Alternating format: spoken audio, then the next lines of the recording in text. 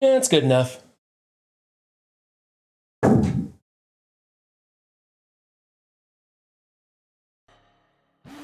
What's up, MSFers? How we doing this morning? Is my microphone muted? No, we're good. Okay. So,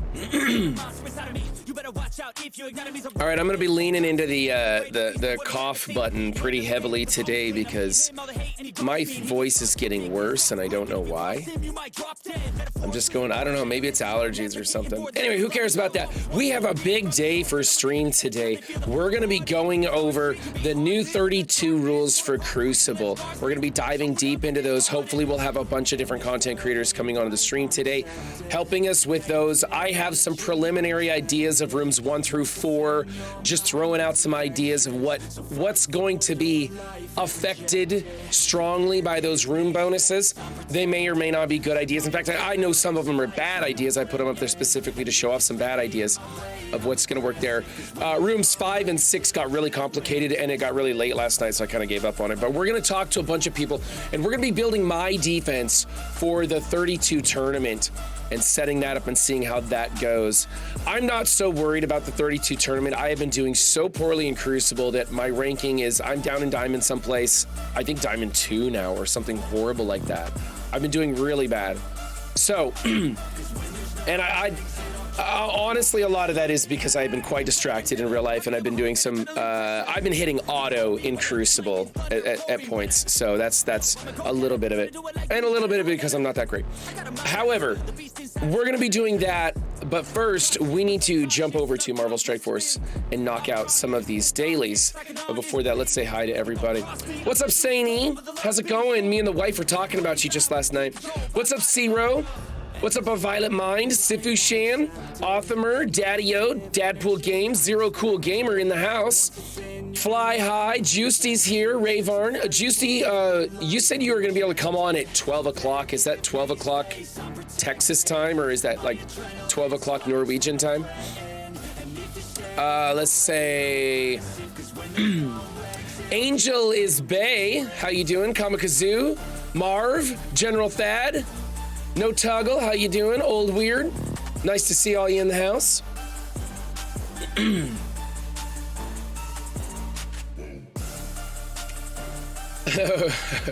Work or run, easy choice.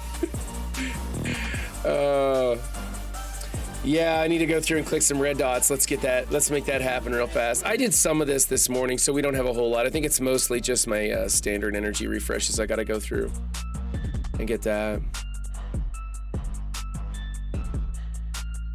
Siffy Shane, looks like you got a follower here. Cat in the Hat rating. How was your stream, my friend? I saw you on earlier this morning. I came in and lurked for a minute, but I wasn't there for very long. I had to make the recap this morning. I'm a little out of touch. By the way, if you haven't noticed, I won't be streaming on Fridays for a while. The new work schedule is tough. It's not a permanent schedule right now. It's mostly weekends and Friday. Hopefully in the long term, I'm gonna end up working Monday through Friday in the mornings, and I will be streaming from noon until 3 in the afternoon, hitting that lunch hour. I mentioned a while ago that I might have to go over that Mobile Gamer time slot, and Mobile called me up and he's like, hey, Run 7, could you please not do that, man? I'm struggling to keep my followers as is, and if you come to my time slot, they're just gonna abandon ship and run to you, and I won't have anybody watching. And I said, you know, Mobile, it's cool, I got you. I don't need that anyway, brother, so I got you on this one. So we're gonna hang back probably that noon to 3 o'clock hour. You guys know that I'm not sure if Mobile knows that I exist, okay? That's the reality of the situation.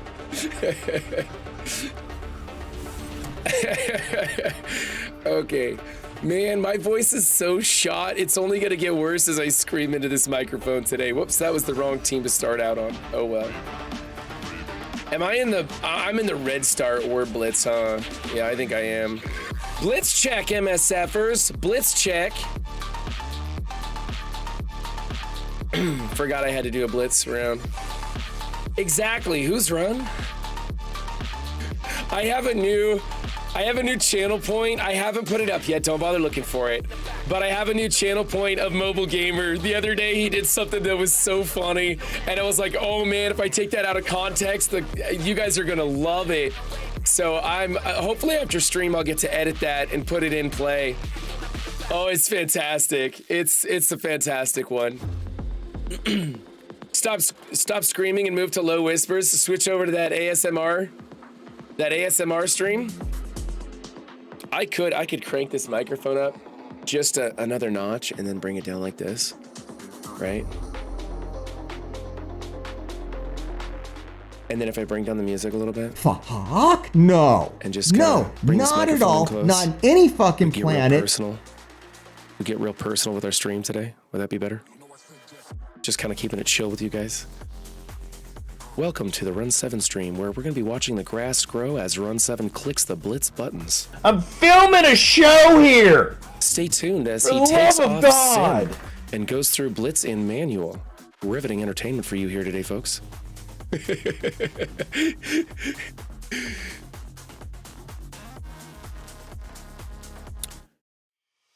You promised I could get better drops. Screw you said that you were going to give me noise, let's better go! drop. We'll crank up the volume and we'll scream into the microphone until I lose it altogether. What's up, Angel? Run using his golf channel voice? Yeah, exactly. I don't understand why I'm losing my voice. It's not like I'm screaming at customers at work or anything. Works, I'm kind of digging work. It's it's a little weird doing what you peasants call manual labor. I've never worked for anybody else for the most part. I worked for a chick at a cosmetics booth one time, but she paid me with sex and burritos. I don't think that counts. I worked for a clerk across the street. I used to live across the street from a homeless shelter, and adjacent to that was a little mini market. And he wanted me to work the mini market and run the cash register. And so I went in there for like 2 days, and it was just nothing but these drunken homeless guys coming in and harassing me while I tried to use this old school cash register that did not work. And I was like, fuck that noise. I am not doing this for minimum wage. So now I did what I wanted to do. I went and got a job at a hardware store because I feel so comfortable in a hardware store. And I know that it is not like this is the job that high schoolers go and get during the summer because they need a little extra spending money and stuff. This is not something someone would choose as a career, but I'm loving it, man. I get to hang out inside the hardware store all day long. I get to help people with their building projects. I get to do a little bit of physical, like it's so beautiful. I was like 78, not a cloud in the sky, gentle breeze, and I'm just packing bags of cement and potting soil into people's cars, and it just felt so good to stretch my muscles and be out in the sunshine. I'm loving it. I know it's like the weirdest thing to just be like running tasks for a boss at a store like that, but I'm loving it. It's fantastic. The pay sucks, but you know, that's the job. So I'm having a good time there and I'm enjoying it. Later I'm hoping to switch that schedule so I'm working mornings and then streaming and then doing a nightly recap. That's right. We're gonna switch the recap around to evenings, and I will cover everything that happened from that morning until that evening. And it'll be cool because I never really got to cover the blog post until the next Monday morning. And nothing really happens over the weekend except for people bitching about the blog post anyways. So I'll come in on Monday morning, or I'll come in on Friday night, hot off the heels of the blog drop, and I'll get to do my own take on the blog, and I am going to be extra spicy because I feel guilty sometimes making fun of other content creators, and so I kind of pull back from a lot of like the jabs and jokes I might make. But when it comes to Scopely, man, the gloves are off. So when their blog drops, I'm gonna be throwing fire at it. It's gonna be fantastic. Sex and burritos. Yeah, it was a sweet deal for sure. It was a very good deal. Yeah, it was, to be honest, it was a woman I lost my virginity to, actually. It was really cool. Yeah, she's a cougar.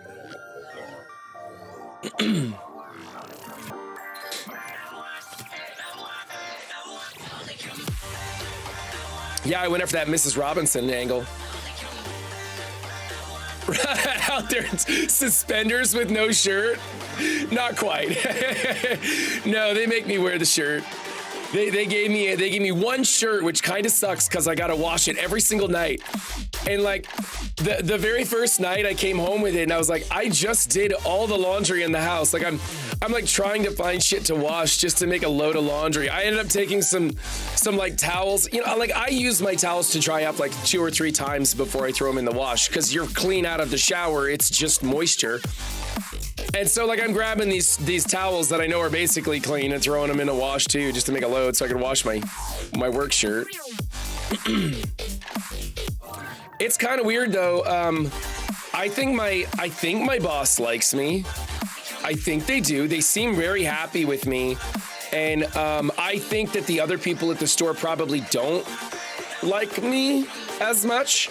I mean, they think I'm a nice guy, I guess, and I get along with them just fine, but I'm kind of worried that they're like, hey, bro, slow down. You're setting the bar too high. You're making us look bad because I'm kind of go, go, go. And like, a lot of them don't like helping customers where that, I dig it. I dig helping the customers. Somebody will come in and they're like, hey man, my breaker keeps blowing, you know, can I just switch up to a higher breaker? And I got to explain to them why you have a breaker at a certain level and stuff like that, and keep people from burning their houses down and stuff. It's a lot of fun. And, you know, I spent so much time in the hardware store to begin with. Hey, dummy, I knew somebody in most chat's of trying to get was your anyway. attention. Hardware stores are unbelievable. I don't even need to shop. It settles my anxiety. The smell of the wood and aisles of perfectly organized hardware. It's amazing. Yes, a Violet Mind, that is exactly right. We don't have a lumber section though. Like not really. We carry some, like a few sticks of 2x4s and stuff, but nothing really. But yeah, and I keep everything immaculately arranged. So like you walk down the spray paint aisle and all those cans are perfectly arranged, all that.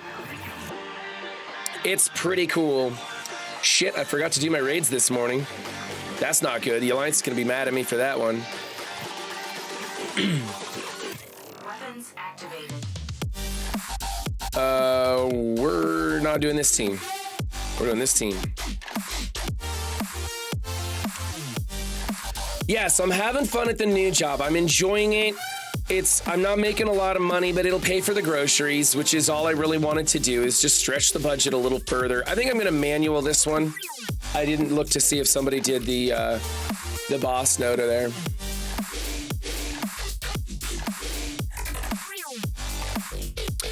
Yes, my screen says that there is emergency maintenance, Real Invaders. It has been on my screen for a very long time. That's not actually, don't worry about that. It's just something's weird with LD Player. It just hasn't taken that off of my screen in a minute. We're gonna go here, I think. And we're gonna keep going here.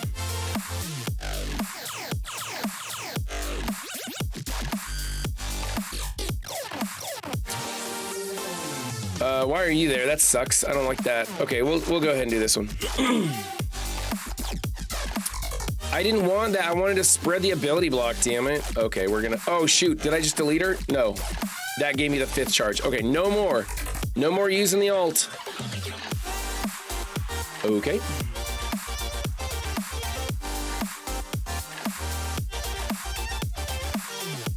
There we go.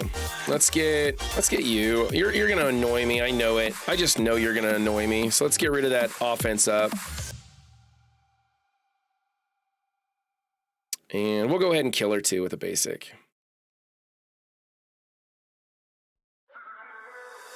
What's up, Baka? We can spread that ability block or not really spread it to that many people. We're gonna go right here because she's got a vulnerable.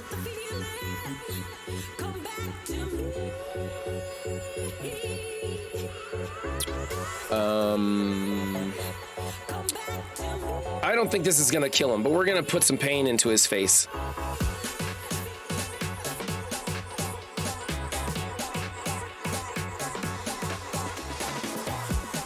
Yeah, the thing is, Juicy, with that, doing the handyman stuff, I've only ever done DIY projects. I've self-taught everything. So I wouldn't be doing things necessarily up to code. I wouldn't be certain that I would be doing the right thing. And I don't want to screw up somebody's stuff, right?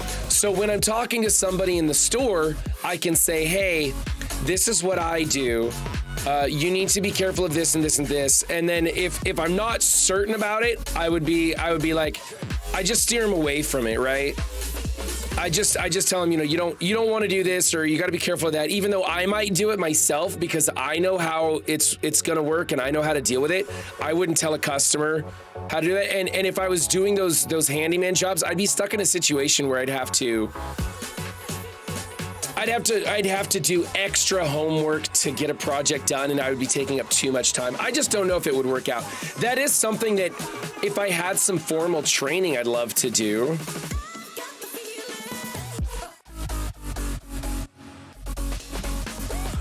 Putting together IKEA furniture. I actually don't like putting together IKEA furniture. I think that's kind of terrible.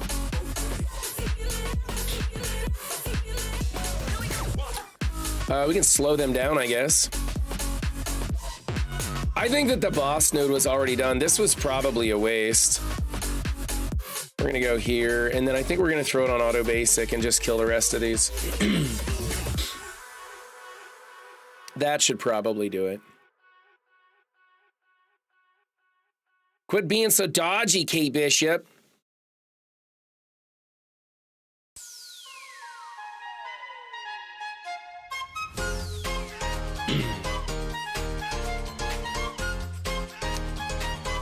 I found somebody to buy my last semi truck, and I want to sell it to them. They're super eager to buy it, and I want to sell it to them, but it's parked in my brother-in-law's field like 2 hours away, and it's been all rainy, and I can't get to it because you get stuck in the mud when you go out there, and it's infuriating because like I could have gone and got it this weekend when it was sunny, but I was working. And it's like, man, maybe I should have waited to start this job like one more week and given myself enough time to go get a few things done first. But I was eager to get started. I came home after my first day on the job, and I was pumped. Like, I was exhausted, but I was also really pumped. And like, I came home with just like 110% energy and just cleaned the house and just kept rolling. And it was, I just felt good because I got to get out of the house, help people, talk to other human beings in person.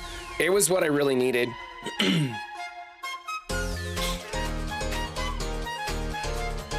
You're going to want MM on defense for the 32-man CC. MM? Who's MM? What's up, Xander? I am having a good one, buddy. We're gonna try this fancy new invaders team. Be sure to be getting your invaders up to gear tier 15. You're gonna want them for that for an upcoming event. Multiple man. You're gonna want multiple man. Are his dupes summons? Are they summons? I'm not sure if his dupes qualify as summons. I'm not sure. Each of his clones gains an additional 20% health. They are, okay. All right. You know what? I forgot about him. I didn't even think about him. And so I will throw him in the lineup when we talk about that today. Zero, are you going to jump in and join us on voice for some of this theory crafting? This theory crafting bonanza that we're going to be doing?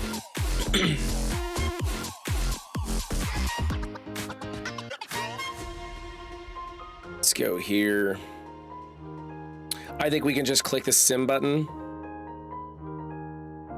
Bunch of people bitching about the sim cap. I was one of them too. I complained to the devs for you guys. I said this sim cap is nonsense. I didn't actually complain to them. When I talk to the devs, I usually formulate my complaint in like a question. So I asked them, I said, what is the reasoning behind putting a 12 cap on sim? How does that benefit the company or the player base? Like, who's benefiting from this? Because I don't get it. I don't see how Scopely benefits from it. I don't see how the player base benefits from it. Do you guys know why there's a 12 cap on the sim button? I thought maybe they were gonna like change it so you could pay cores for extra sims, you know? Like I would pay 1 or 2, maybe even 5 cores if I'm in a hurry to click the sim button again. After like higher than 5 cores, then go screw yourself. I'll just go in manually and hit auto and wait. I'm not in that big a hurry. Yes, you are definitely welcome, Zero. Your creativity is highly welcome. I think it's very interesting, the ideas you come up with. Yeah, the 20% stacks, but I believe it's only 3 times. I think it's up to 60% or something like, if I remember right, it stacks, but only 3 times. That way you can't just have a runaway train on it. Comrade Red, if your microphone's working, we can bring you in. Look at the Facebook vote for Gamma Blitz. I'm guessing it's Braun, right? Like off the top of my head, I'm just guessing it's Braun. You'll be on a cruise next week and you'll miss the 32-man tournament. I don't think you're gonna miss it all that much on your cruise ship, Dulo. I don't think you're gonna miss it all that much. Let's do this. Let's do this. I may be clicking on things I'm supposed to be saving and I just don't care. I am about ready to just start hitting claim all button everywhere and not care so much about hoarding. I'm kind of over the hoarding game. You know, you're basically looking at gaining 1 milestone everywhere by really engaging in hoarding. And I'm just not sure if it's worth it to me to have to pay that much attention to things.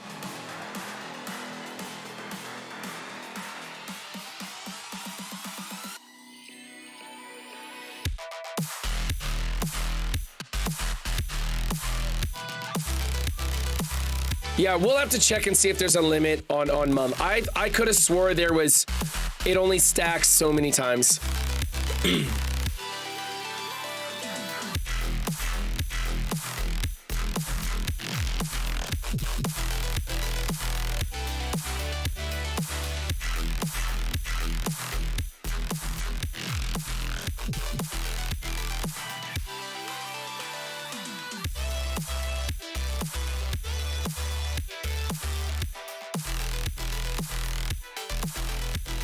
Well, I was throwing out some ideas for the summons, like some crazy stuff that I kind of wonder how it's going to work. Like Loki brings out 2 or 3 summons all in one shot.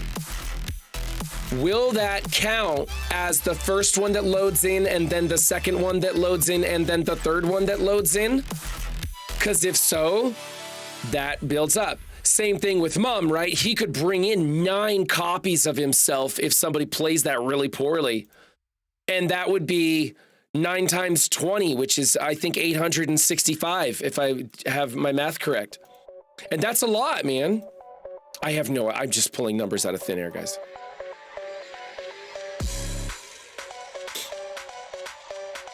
It has to be the same summon, exactly. So it's not like you can get some action with Yondu and Mr. Negative. They're bringing in 2 different peeps. Your invoice too? Okay. I'll be over there in a minute, guys. I just want to finish up these farms. Whoops, I was supposed to click over here. I'm almost done with my farms and we'll get to it. Yeah, we're going to be doing this in lieu of a defense up video. I still have plenty of people on the defense up list, but the next person in line, I can't find them on Discord. I'm experiencing some technical difficulties. I don't know if they quit the game and like bounced out of Discord or what, but I don't really want to skip them. And I think I know the problem. I think there's a problem with my search setting, but I need to contact them and get them up. So I was like, you know what? I want to do this 32 tourney stuff anyways. So we're gonna check that out. Daily raid objectives, we got this, and I've already claimed the good stuff out of this, so I might as well just keep tapping it. What do we got over here? Webstone miles, oh, that's the things, and I need to check the website. Let's go here, and we're gonna go, I don't have right window yet. I need to do... Nope, I need to do this one. Let's check those milestones and the other stuff.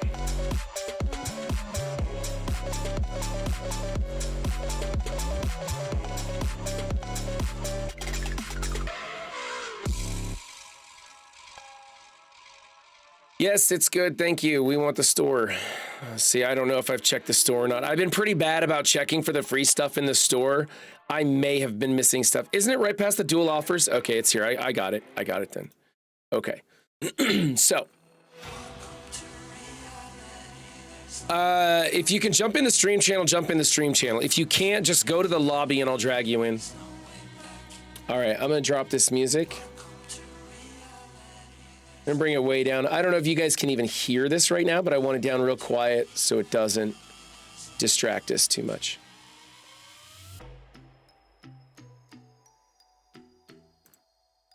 There's that. Comrade's in the lobby. We're gonna throw him into the stream channel. All right, Comrade, is your microphone working? Hola. There we go. It's working today. Awesome. And Ciro, how are you doing? Bueno. All right. He's got a little Spanish too. Okay. That's all I got. That's it. Bueno. So, you know what? Yeah, we got this. Okay. So, we have I got one more. Some of the inmates at the prison I work at, they taught me how to say my name. It's Mi amo Corporal Bendejo. Yeah, that's it. That's it. Hey, they said it exactly right. Exactly right. Be sure to tell your next Spanish-speaking boss that. I have. I bet that went over well. What's up, ZKG? I think that was the correct thing. All right. So, yeah, ZKG knows Spanish.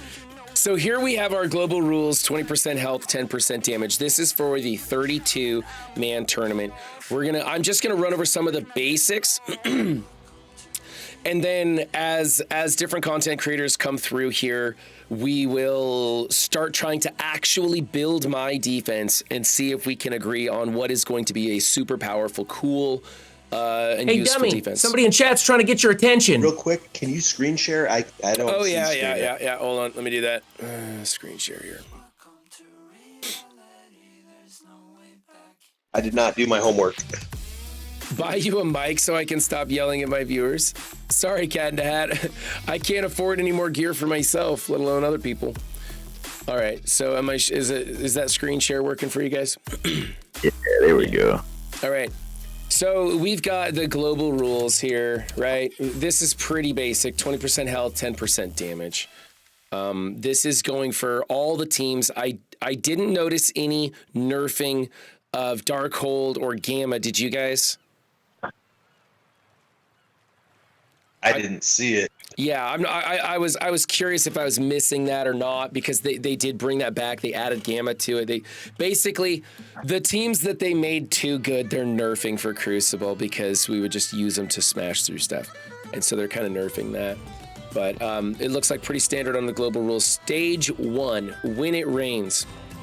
On defense and offense, when a positive effect is applied to a character, increase the duration of all positive effects on allies of that character by 1 up to a max of 3. When a negative effect is applied to the character, you do the same thing. So this works both directions. So my thinking on this, and I was just keeping these teams super vanilla, super simple. My thinking was you want to have at least one healer, or throw in a lot of healer ISOs on your team so that every time somebody's taking a turn, there's a heal ISO, there's a positive effect being applied to somebody, and it's prolonging all the rest of your positive effects. So using that healer ISO would be, I think, could be very useful. You could put like Gamma with all healers in here, and they would just constantly be healing absolutely bonker levels of heals going on. I'm not sure how effective it would be, but this was my thinking. Also, I was thinking about teams that do a lot of cleansing or apply negative effects so that you could keep your team clean and keep them covered in negative effects. And that's why I was thinking dusting off one of these, this crappy team that everybody has on hand but doesn't want to use. If you want to use a filler team, I was thinking this might not be too terrible. Now, this is my trashiest of the list, okay? We're starting at the bottom, and I don't recommend this, but a lot of people have it. You've got skirmishers to cleanse. You've got Beast as a healer doing some heals, prolonging their positive effects, not to mention he's putting them on there in the first place, and then they'll be prolonging them, hopefully. But then you've got Jubilee throwing out negative effects with almost every single turn. Somebody's throwing out some negative effects, multiplying what's happening to your other team. If you can get the other team blinded, you can kind of keep them blinded, was my thinking. But I don't think this team, I think this team sucks, right? I mean, this team sucks. But we all have it, and I was thinking maybe as a filler. And I think this is actually a powerful room, and this would be a waste. Let me show you my next team. The Young Avengers, which I actually think is a great team. I think they're really powerful. The reason I like this team for this room is because Squirrel Girl can cleanse all negative effects from self and allies, and she cleanses before she heals. And then you're throwing out positive effects. You're throwing out negative effects, especially with Kate Bishop. You're getting evades on this team and prolonging those evades with different other positive effects. So I think this team could be kind of wicked. Again, this is base level stuff. This is throw-in cookie cutter crap. And then I think I have a third team over here, which is the Infinity Watch, which starts with some positive effects and Safeguard. So they can't have their stuff immediately flipped by an Eternals comp. Right? Because we could come in and load up all these positive effects, and then in comes Icarus and Cersei. They flip everything and smash the hell out of it. This team isn't going to have that happen, of course, unless APOC is against them. And that's why I like this team. I made Adam Warlock a skirmisher to make sure his negative effects land, and I made Moondragon a healer to, again, create more positive effects landing on different characters so that you get that prolonging effect. Those were my three, like, baseline, not very clever kind of shit. So we'll start back here, and I know you guys hate this. Tell me why. I don't hate it. Okay. Yeah, you got Beast with that cleanse. I honestly believe though that anything that's going to counter this in any other room is going to counter it in this room too. I don't think you're going to see much of any difference, honestly. They're really power crept. Yeah. Yeah. They are power crept. Yeah. They are really, but yeah. And you don't think the well, the thing is, a lot of these teams, and this same thing with the Young Avengers. The way you counter the Young Avengers is to shut down Squirrel Girl so she can't cleanse, right? So this whole idea of her being able to cleanse off these negative effects so they don't pile up probably isn't going to take place. Because you're going to counter this the same way you would if it was in just a regular war team. You're going to counter it the same way, and so you kind of lose the benefit of that cleanse. And so I kind of think, I mean, I think this team is trash, but I was trying to find a use for it. And then this team... about them though is that Squirrel Girl only does that cleanse before she heals in war defense only. Otherwise, in other situations, you're right. Cleanses. She heals first, and then it's reversed order outside of war, huh? Yep. That's war defense only. Yeah.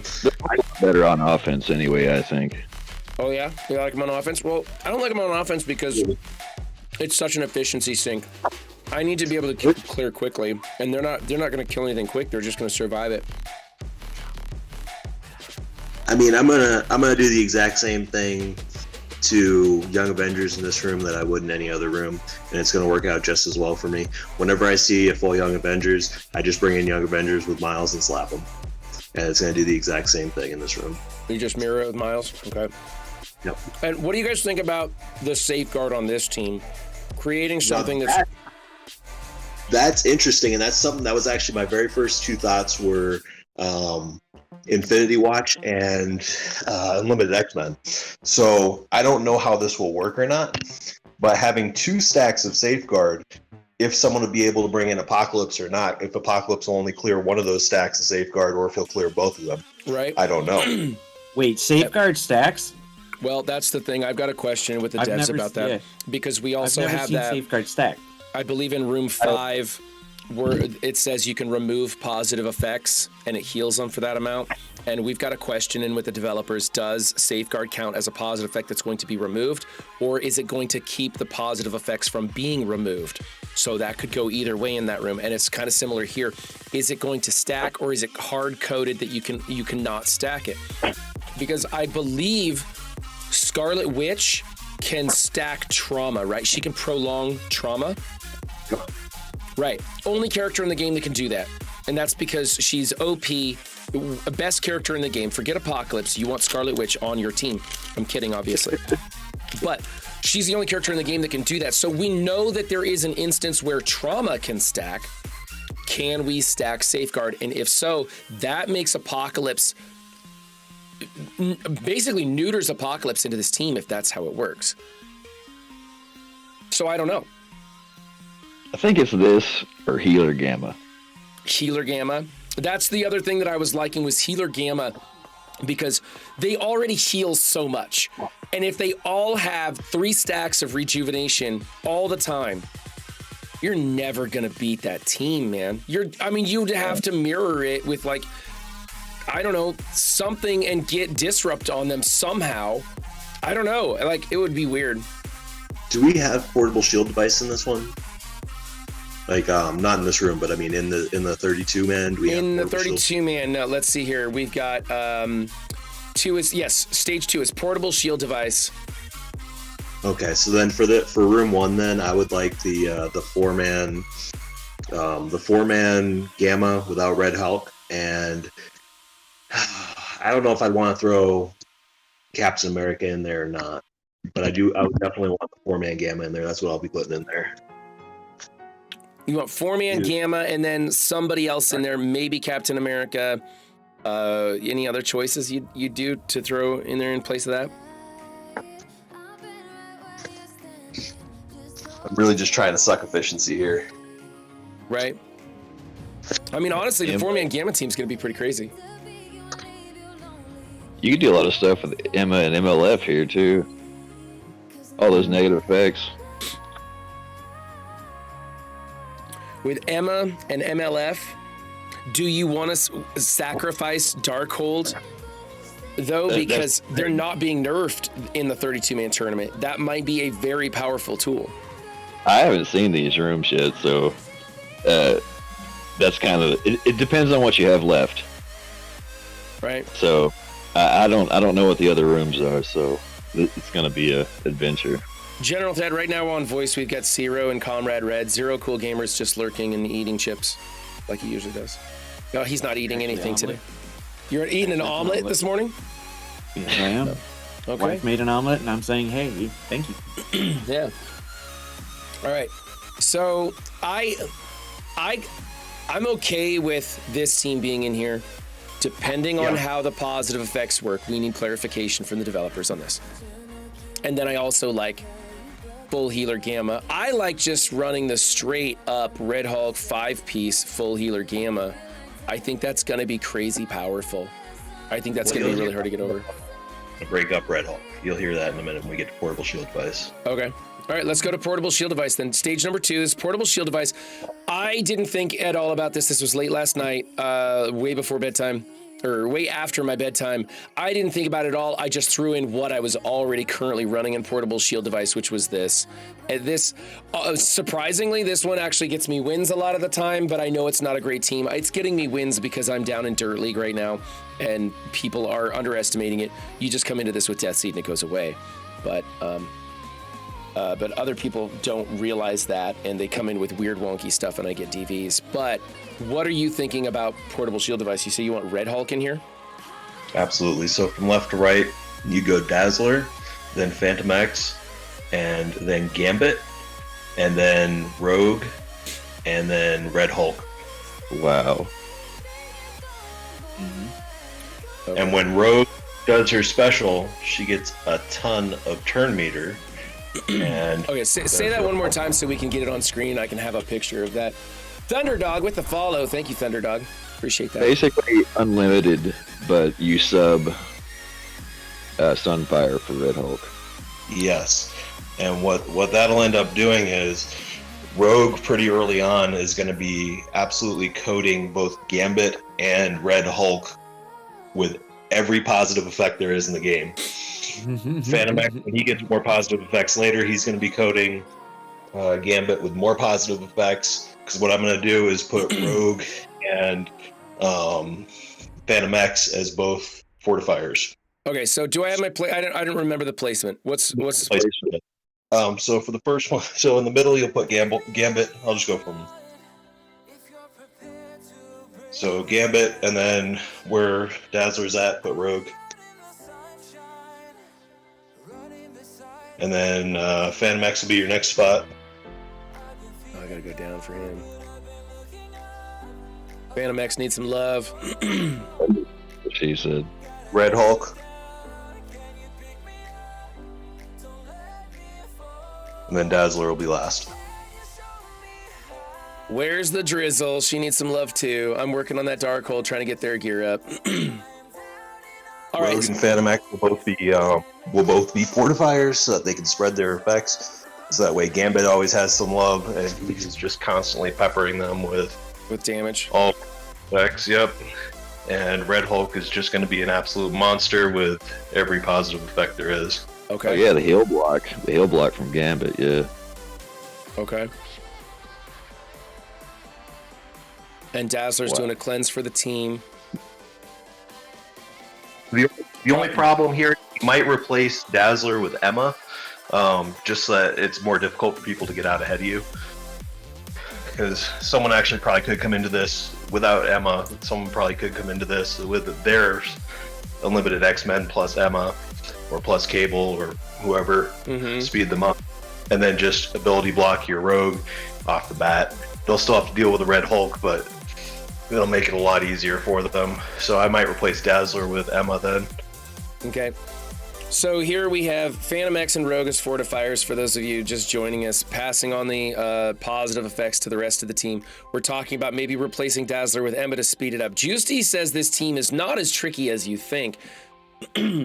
I was kind of thinking the same thing coming with Unlimited a little bit faster, but if Emma was here. Now, does Dazzler cleanse all allies or just unlimited allies? I think it's just unlimited allies, isn't it?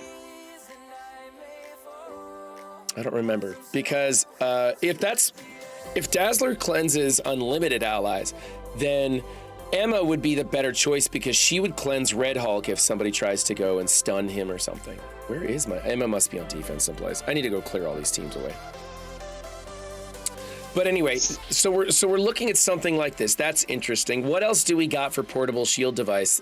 I don't like this because I want this, especially in the opening round of the 32 tournament. I want a few more tools in my offensive toolbox to go attack with, and this is taking out pieces of or the entirety of two of some of the best Crucible teams, especially with Gamma not being nerfed. If you were to tell me to replace Phantom X with MLF, I'd tell you to screw off, but right, something like that. But this is two of what is going to be some of the best, most powerful tools in the game. Other counters will still work, but this limits what they can use. Losing Emma to use on offense isn't worth it. Just makes it so the walking hate doesn't work. Okay. Where are you using your Wakanda in the 32-man? General Thad, I don't know if my Wakanda is big enough to be used on offense. I don't know if I want to bother using it on defense. So many people are used to crushing it when it's overpowered. They're going to have an easy time dealing with it on defense when it's normal. But I mean, what about, well, you know what? Wakanda's going to be really fast, right? Could you make Wakanda with some fortifiers and spread the potter's effects around and make him a little bit beefier than you think? Or is that still a no-go?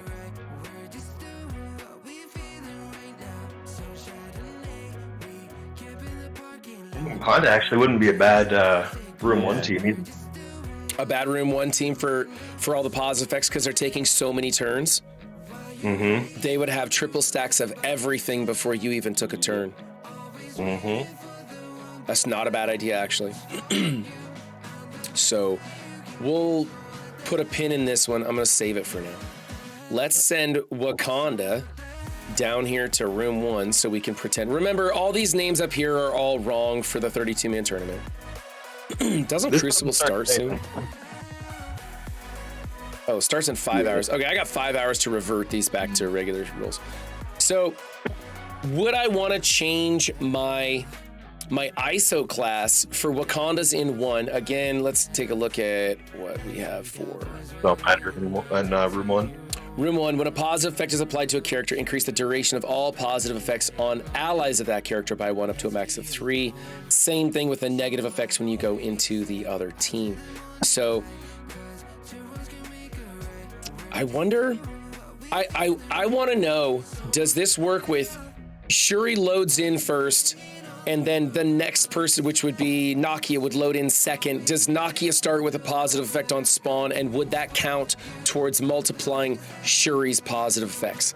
And then Killmonger comes in and multiplies both their positive effects, and so on. I don't think it's gonna work that way, but if it did, then the way we position our characters on the load of this match would make a huge difference.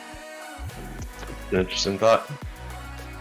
I don't know. Again, the devs just haven't given us enough information. If it works that way, yeah. Yeah, I doubt it. That would just be broken OP, though.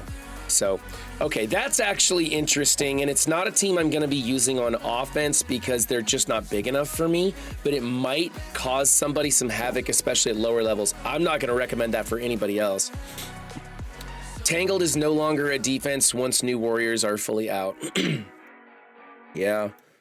So depending on where you're at, though, Juicy, you may want to continue to use the Tangled because a lot of people, you know, free-to-play players and stuff, or just lower levels may not decide to build them. I know there's a lot of people who are skipping the new warrior team because they're like, I'm just gonna go without because I don't need it. Get warm in here. No way. Yeah. All right, so let's take a look. I like 2 is portable shield device, and we want, I think, number 3, Web of Destiny. Web warriors count as Tangled Web.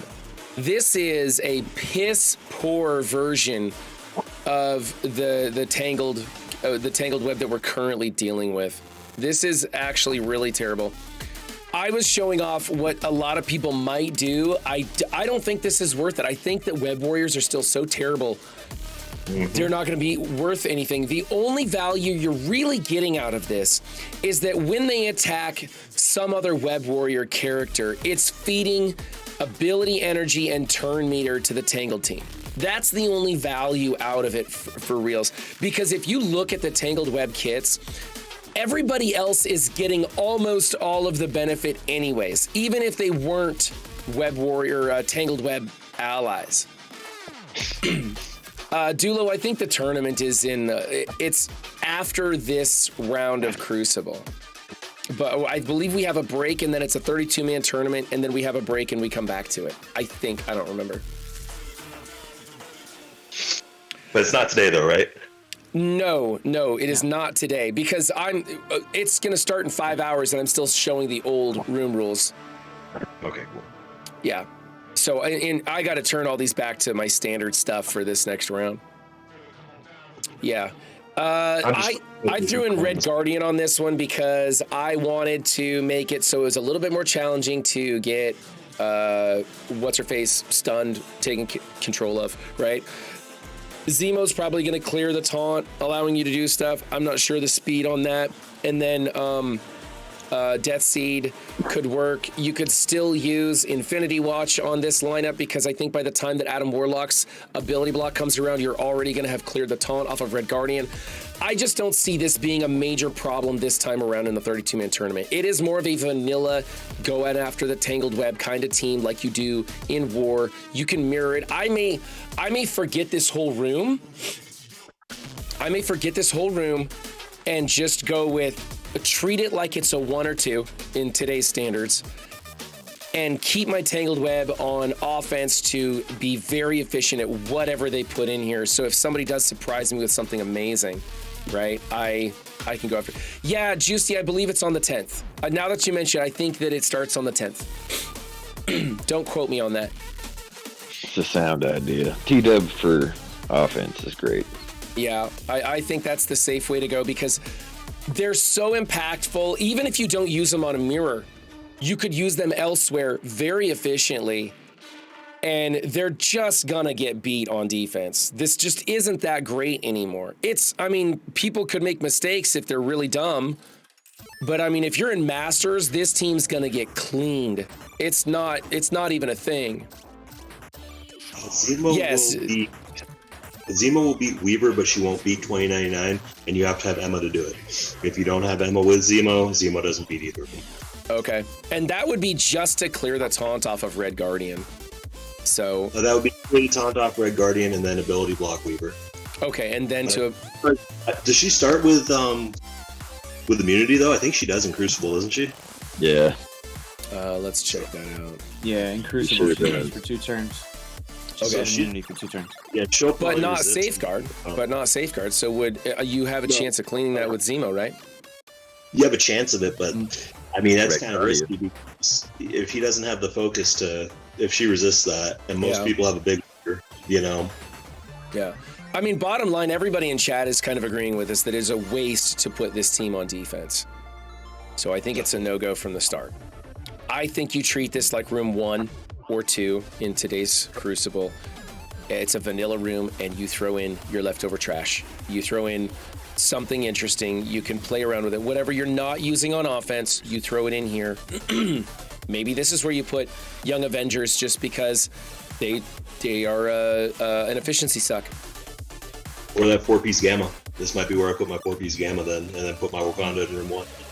Right, and then you could, Dulo just mentioned Rebirth for other reasons in chat. You could throw a Rebirth in here. Just don't use Invaders, man. Don't use Invaders in here. They're easy to beat. Rebirth, we're finding the bigger Rebirths are actually something. So, okay, so that's the idea for 3 is that it's a garbage room bonus, and we're gonna try to just avoid it and keep that on there. Okay, room number 4, strength in numbers on defense and offense. Every consecutive summoned character of the same summoned character on either side of the field adds 20% more max health to the future summon of that character. Oh, there's no limit on this. Nope. Mum's the word then, guys. Mum's the word.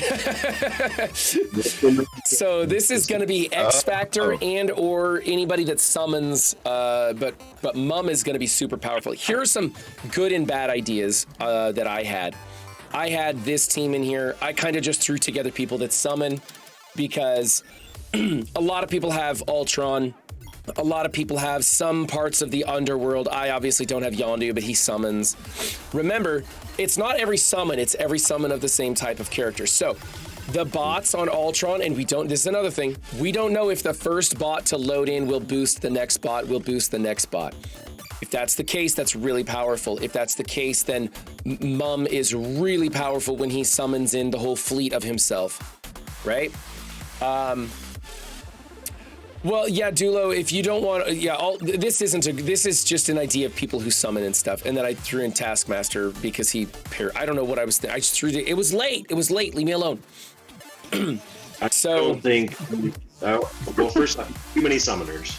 You have too many summoners for one thing. Right, let's not think about this as a team we want to use. Let's just look at the people who summon and forget Taskmaster. What do you think of Ultron as a character who summons for this tag? And Dulo pointed out he's Masters of Evil, and you might want to keep him on that team anyway. You'll want to keep Ultron on offense. He doesn't summon the same characters, so it's not going to count. Same thing with Nobu. The same thing with Mr. Negative. Kingpin's good because all he summons is bodyguards, so they'll stack. Okay. I was actually thinking maybe Mum with that 4-piece Gamma because no one's going to target Mum first when you're dealing with that 4-piece Gamma. Right. Like, oh, Mum's my big threat, And then that entire team is just designed to just efficiency suck. Yeah. That's not terrible. Use Mum as the 5th on that 4-piece Gamma. Make the other 4 healers. They're not going to get that crazy heal benefit because it's not the room 1 thing, but they're still 4-piece healer Gamma. Then you've got Mum summoning in all those dupes. And you're right. I was thinking of Ultron's bots as each bot was for the next bot, but you're right. They're not the same character, so that wouldn't even affect it themselves. You would have to wait for him to summon the second time around. And he's not going to last that long. So all of these guys suck for this room except for Kingpin. So let's move on to another idea. This one here. This only works if Magic stays alive. This team isn't great. I don't think this is a good idea to try and use this. Yes, Dark Phoenix is a summon, and yes, her second version would come in even more powerful. But people are going to see this room and they're going to know what you have in store for them, and they are going to hard target Magic to make sure you don't get the second version of Dark Phoenix, or just come into it with Kestrel, right? And then it's neutered. It's completely useless. So this is an example of a really bad idea. And then here is another example of people who have summons that I thought was some kind of interesting. Doombots are all the same. I put her in here to revive a character in case like Hela dies, she could be revived. She's not summoning anything. Tony is being revived, not summoned, but he will continue to be revived so long as Hela is alive. And then I have Loki, who summons copies of himself. Those are three of the same thing.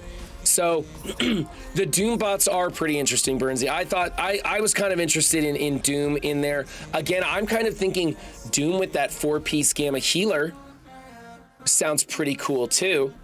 I think Loki's a bad choice because his summons suck. They come in way late in the match. Loki's pretty weak and not adding you any value, so I think he's a bad idea. It's more of Hela with her Gregs, you know, and I was trying to get some more, like, when people die, she would summon more Gregs, but I think she's only going to summon 2 Gregs in Crucible. You're coming into that problem with too many summoners. You can only have 10 characters on the field on your side. So Doom gains more power on his special for each one of his Doom bots he has. If you're filling the field with 2 Undead as Guardians and 3 of Loki's summons. Right. Again, this isn't a team I want to put. These are just individual examples of characters. This is not a team. No. You're right. When you have somebody summon, you want all of that same kind of character. So, we want either a field full of Gregs or a field full of Doombots. We don't want to be combining both because you're taking up spaces that are going to be multiplying the effect. Exactly. The thing I like with Mum too, because we were talking about like the Kestrel counter, how she stops the summons. It eats up a charge of hers every time she does that. Right. She only has so many charges. And Mum not only summons on his ultimate and special, but he also summons on every time he's hit. Like every time he hit or every turn he takes, something like that. Every time he's hit, every time you attack him, he summons a copy of himself. And so Kestrel doesn't really work against Mum. Whereas Kestrel does work against Hela because she stops the first Greg from coming in, and so Hela has nothing to resummon. Right. So, and Doom is a little more tricky because he will summon in his bots so long as Kestrel doesn't take a turn. So if he goes into time platform, he doesn't bring in any bots because he's going to be summoning them in, and she'll still have that charge for each one, and that'll just kill that. So I still like Mum as the winner for room 4 on this lineup. Yeah, you definitely don't want to do Mum and Doom because Mum does way too many summons and leaves no room on the field for Doom spots, or not enough room on the field for Doom spots. No, yeah, that's exactly right. You do not want to combine summoners for this effect. You want one summoner who's going to be most effective, and I completely forgot about Mum. I think he takes the crown. So I'm kind of thinking now that we've mentioned it, that 4-piece Gamma Healer with Mum sounds pretty darn good. Official Labels is now following. Is that Official Labels or Official Ebbles? You'll have to let me know. Symbiotes for the win. This room is just basically a call for Kestrel. Yeah, but that's like what we were talking about with Mum. She's gonna burn up her charge, and then if she takes a turn, then his summons start coming back in. So if you put Mum on the field, you're gonna have to kill him fast. How big is everybody's Mum really? Mine's, I don't know, G14. He's gonna be G15. I'll tell you what, he's gonna be G15 before I go into this tournament. I gotta waste some gold to push him up. So the word on the street is build your Mum, guys. Yeah, that's kind of what I'm thinking. That's kind of what 68K is to those. Might want to put a little work Bigger into than my them. mom. Yeah. So I like that. Might not be worth wasting the resources if your mom's not here to do it for this one tournament and that's it, and then never have a use for your mom again. Yeah. You know, Doom with the 4-piece Gamma is still gonna be a hell of a team to fight. Right. Nova. We What- need him for Nova. You need Mum for Nova. Is it? Well, maybe more of a SAC team because MOE, but then again, we don't know who's in that room yet for room Yeah. 5 and 10. So Okay. Yeah, so I don't have a problem with orange gear, like Stocky's saying in chat. I don't have a problem with orange gear, and so I don't mind bringing Mum up. I like the character. I'm excited for the tournament. I want to be competitive. So this is one of those times where Scopely isn't forcing me to build anything, and I want to spend my resources on something in the game. I think Mum's a great place for me, maybe not for everybody, for me to spend my resources and see what I can do each round of the tournament. Hey, Scopely, how about setting it up so we can see what happens after our opponent finishes their attacks? Because I would like to be able to change up my defense based on those results and not have to wait for the next round to start to see those results. That would be really, really convenient for the tournament. Scopely's not watching me. All right. So then we get on to room number 5. Now, I haven't built any, I didn't do any I got too tired, I went to sleep. Not that my ideas were any good in the first place. On turn, for defense and offense, on turn, characters remove all positive effects from self and heal 10% of max health for each positive effect removed. There are some cases where we just don't know how this works. I have asked the developers, how does Safeguard affect this? Does it keep the positive effects from being removed, or is Safeguard a positive effect that will be removed itself?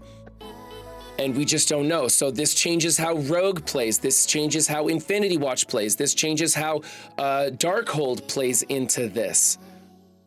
This is on offense So it's and really defense. positive effects, not negative effects. It's just positive effects. Oh, that's weird. it is weird. But, I mean, Safeguard is. I don't think Safeguard's gonna let it. I think Safeguard's gonna stay there and it's gonna stop him. Yep. So you're not gonna heal. I agree. Yes. However, if you have stacks of rejuvenation, you're gonna heal from the rejuve being applied at the start of the character's turn because the Safeguard didn't let it get removed, and so you get the health out of that.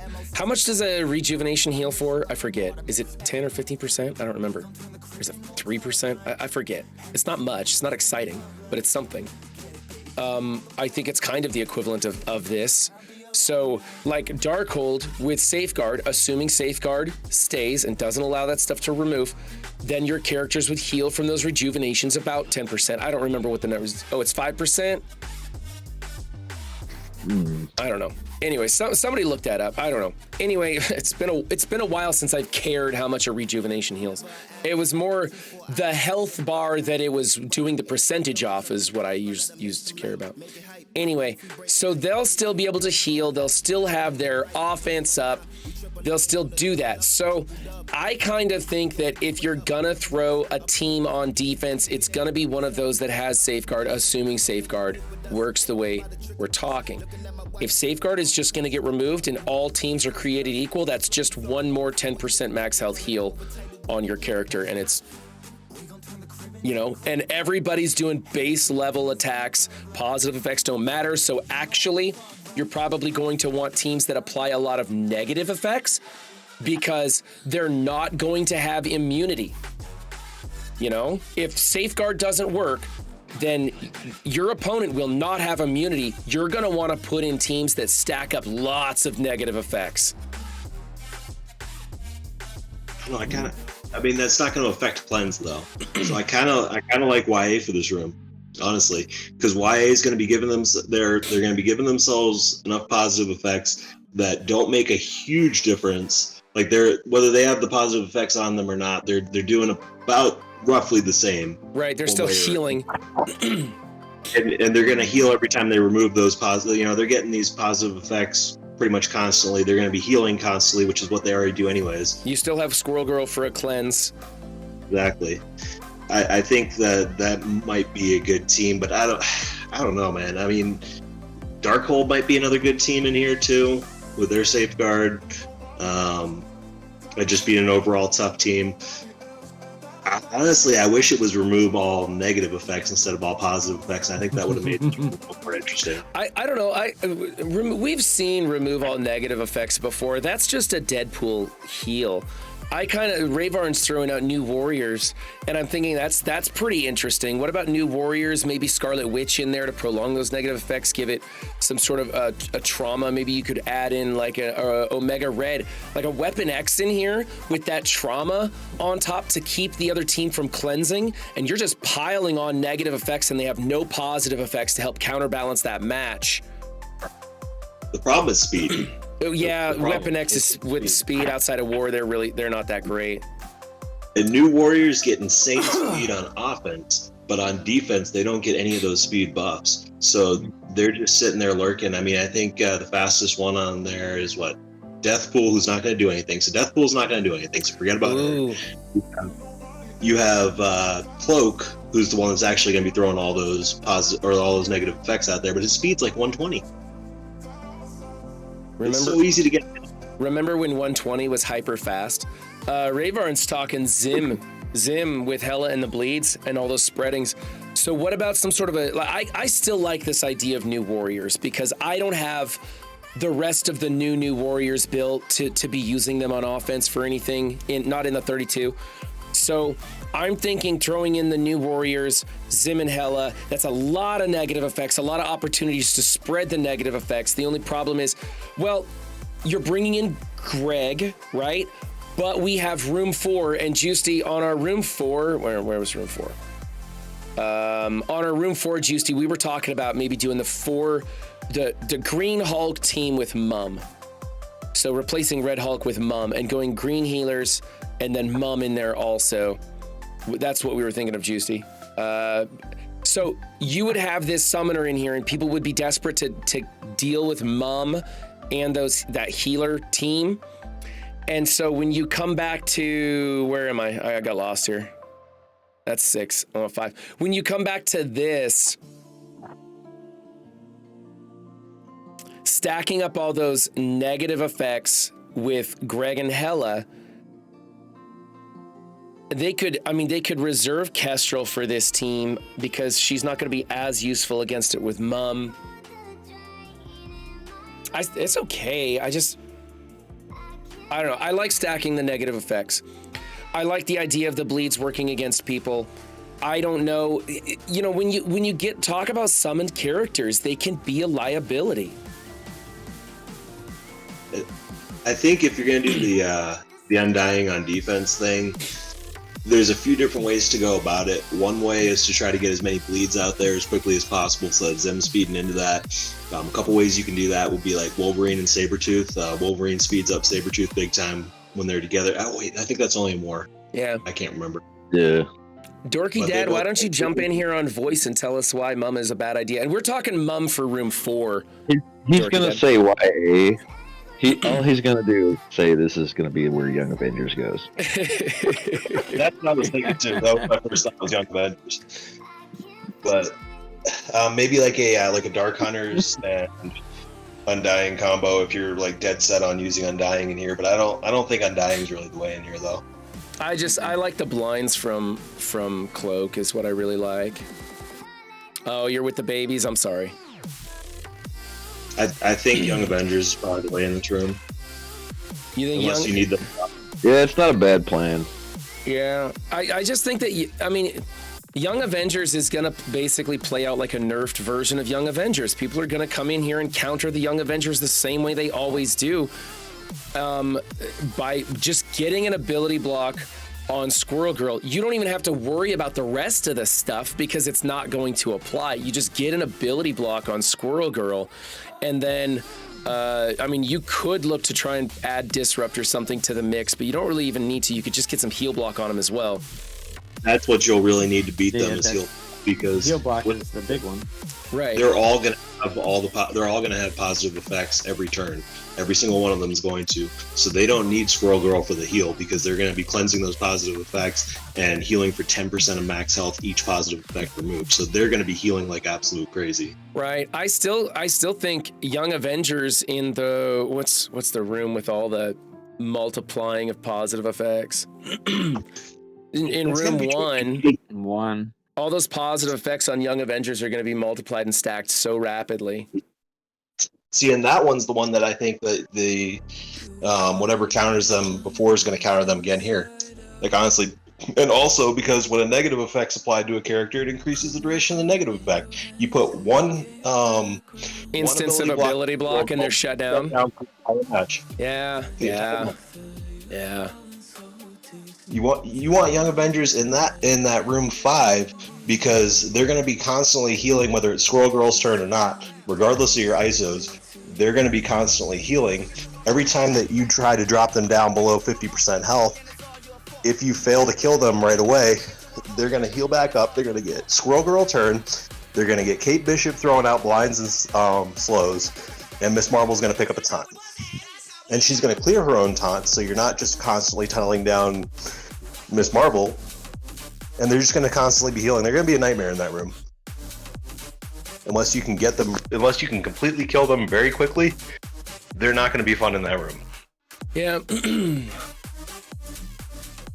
Let's look at room number 6. We'll come back to building these things out later. Every time I feel like we're on to a good idea, you guys in chat all kind of find out how it doesn't work. Yeah. This is the fun of it, though, is debating this stuff back and forth to try and get to the bottom of it. On defense and offense, special abilities cost 3 more ability energy. Ultimate abilities cost 3 less ability energy. James, do you know, did we ever get word back on whether that's X plus 3 or X minus 3, or like if it's going to start full, even though it's 3 more? I don't know. We were trying to find out because a lot of these characters, they start at full energy for their special ability or their ultimate ability or whatever. And if it costs 3 more, are they going to start with 3 more energy so that the first time it still pops off, but they just take forever to get back around to it? I don't know. Obviously, the ultimate ability energy costing less energy, they're going to start with their ultimate ability ready to go. Darkhold. Have Strange have a turn 1 freaking alt, dude. Yep. Well, yeah, Wow. That's the other thing, Midnight. So far, they're not letting anybody test this stuff that I know of, and I am almost guaranteeing that one of these rooms is going to be badly broken, and it's going to be way screwed up for the tournament. Right? It's a tournament. This needs to work properly, and I don't think it's going to. I think it's going to be a disaster. If you have MLF ulting every single turn, and you have Strange Heartless ulting on turn 1, like you've got some decisions to make when you go into this team. Yeah. Oh man, that was awful. So you guys think Darkhold for sure, huh? That's what I think. I mean, I would sub out Scarlet Witch, obviously. You know, the only thing that she's really good for on that team is if she can ever get to her heal, which she never does. But if she could possibly, in a theoretical world, get to her heal, that would be good. But she's never going to get to that because that's her special. And her special costs 3 more, and her ult costs 3 less, so she'll never get to the special. So, what do you think about adding APOC to the mix? Darkhold, A-hold in this. I kind of like Quicksilver or Dorm or Apocalypse. Any of those. Our special is really important. Yeah. Hold on, let's bring T-Dats in here and see what he has to say. T-Dats, unmute your microphone so I know you're listening, and I'll drag you in here. Monty Jets. Purple Sticky, did you want to get in on this conversation? We got room for one more. Oh boy. Oh, T-Dats ran If away. you want to, Turn one. if you want turn to, one, I can turn hop out. I have to shut my mouth since I've been No, in we here. got room for 2 more here. T-Dats left. I thought T-Dats wanted in, but he doesn't. Oh, he can't hop in now anyway. Okay. Turn 1 Doom alt. Yeah. Ooh, turn 1 Doom alt. Doom's gonna be moving kind of slow. Wonder how you make that work. MLF's going to get ahead of Doom and shut him down. I mean, there's Right. a bunch of characters. Yeah, Doom. yeah, you'll shut down Doom real fast. You might as well set Doom in there and have him pop off on turn 3. It's not gonna matter. He's gonna get ability blocked and be shut down. What about Gamma here? Because Would Red Hulk get his ult? Red Hulk would start with full energy on his ultimate. Yeah, I don't remember how many turns off he is when he starts from his ult. let's go look that up. Looking at it.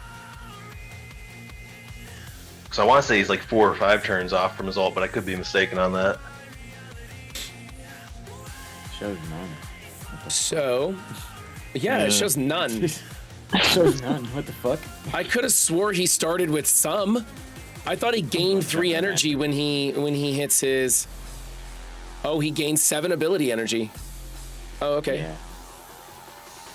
That's why he gains the 7 ability energy. So Red Hulk isn't gonna be that drastically affected by this. That's not gonna matter. He's still gonna do the same thing. Yeah. You won't even be able to do a special either. Yeah, exactly. Purple says it'll start basically the same way. And then Oh, he yeah, won't. Yeah, he Red Hulk's won't be able to do his like- special. That's gonna neuter Red Hulk for this room. Red Hulk's a Yeah, bad idea for this room. Okay. Well, And then his special is going to take 6 turns to get to every time, so you're going to take 3 more turns to get to his special, and then you're going to wait 6 turns to get to his special again. yeah, in other words, and that's on defense or offense. So think about what Gamma destroys efficiently, and you can put that in here and not worry, and that's going to eliminate that Gamma as a counter to whatever you put in here, because Red Hulk's just not going to work that way anymore. That's something to keep in the back of your mind. But I kind of like the Darkhold with APOC for 6. Yeah. Yeah, I think because they're just you don't need Scarlet Witch to do her ultimate special anything. And of course her special needs to pop off before her basic does anything better, and her special is the heal, and her ultimate is the prolonging of negative effects on the enemy. Well, Darkhold or Dormhold, because you want Dorm ulting on his turn 1. Yeah, but I don't think APOC Dorm's gonna ult on his turn 1. I think he's gonna be pretty easy to ability block, unless your opponent doesn't have the tools available to get an ability block on him out of the gate. You got to ability block MLF, Dorm, and Strange Heartless, all 3 of them on turn 1. Because don't forget, Strange Heartless is going to ult turn 1 as well. Right. Burnsy's got a great idea. He said another streamer said that someone mentioned putting Death Seed in here because the mirror won't work. You won't be able to use Archangel's special turn 1 to cleanse the blinds. And so it'll be like a dead heat mirror match and just kind of be up to a coin flip of, so you couldn't use that really. Yeah, I've used other tools on Death Seed with various effects. I think the mirror is definitely the most effective, but I've used other stuff and had it work too. Yeah. There's other things that could, and with the difference in ability energy, it's just a matter of time for some sweaty nerd to do the math on whose abilities are going to pop off and win, and they're going to go, hey, look at this. AIM is going to just annihilate this and do 300k punch-ups on this team or something stupid. Honestly, who knows? That might even be a thing, is throw in Scientist Supreme in here for something weird. All right. So for me, I like the Darkhold APOC in 6. Juicy is saying for stage 5, this health insurance, he wants Gamma Dorm. On turn, characters remove all positive effects from self and heal 10% max health. Each positive effect removed. I personally like this one as what did we say? We wanted YA. We wanted YA in here as an alternative. I'm writing this shit down. I'm getting way behind here. As an alternative. I don't think Gamma Dorm's a bad idea in here, though. I don't think you'd want your Gamma as healers if you're doing this, but I don't think that's a bad idea. Yeah, you wouldn't want that. You would want them as strikers and skirmishers and raiders. Yeah, you just keep them. You keep them their traditional ISOs is what you do. I'm not sure about YA. YA makes me everything. Doom is a trap here. Every match you play a Doom, you treat it like a turn one all. You either ability block and push to 50 or just insta kill anyway. Yeah. Yeah, I don't like Doom here. I thought we had something else that was crazy here.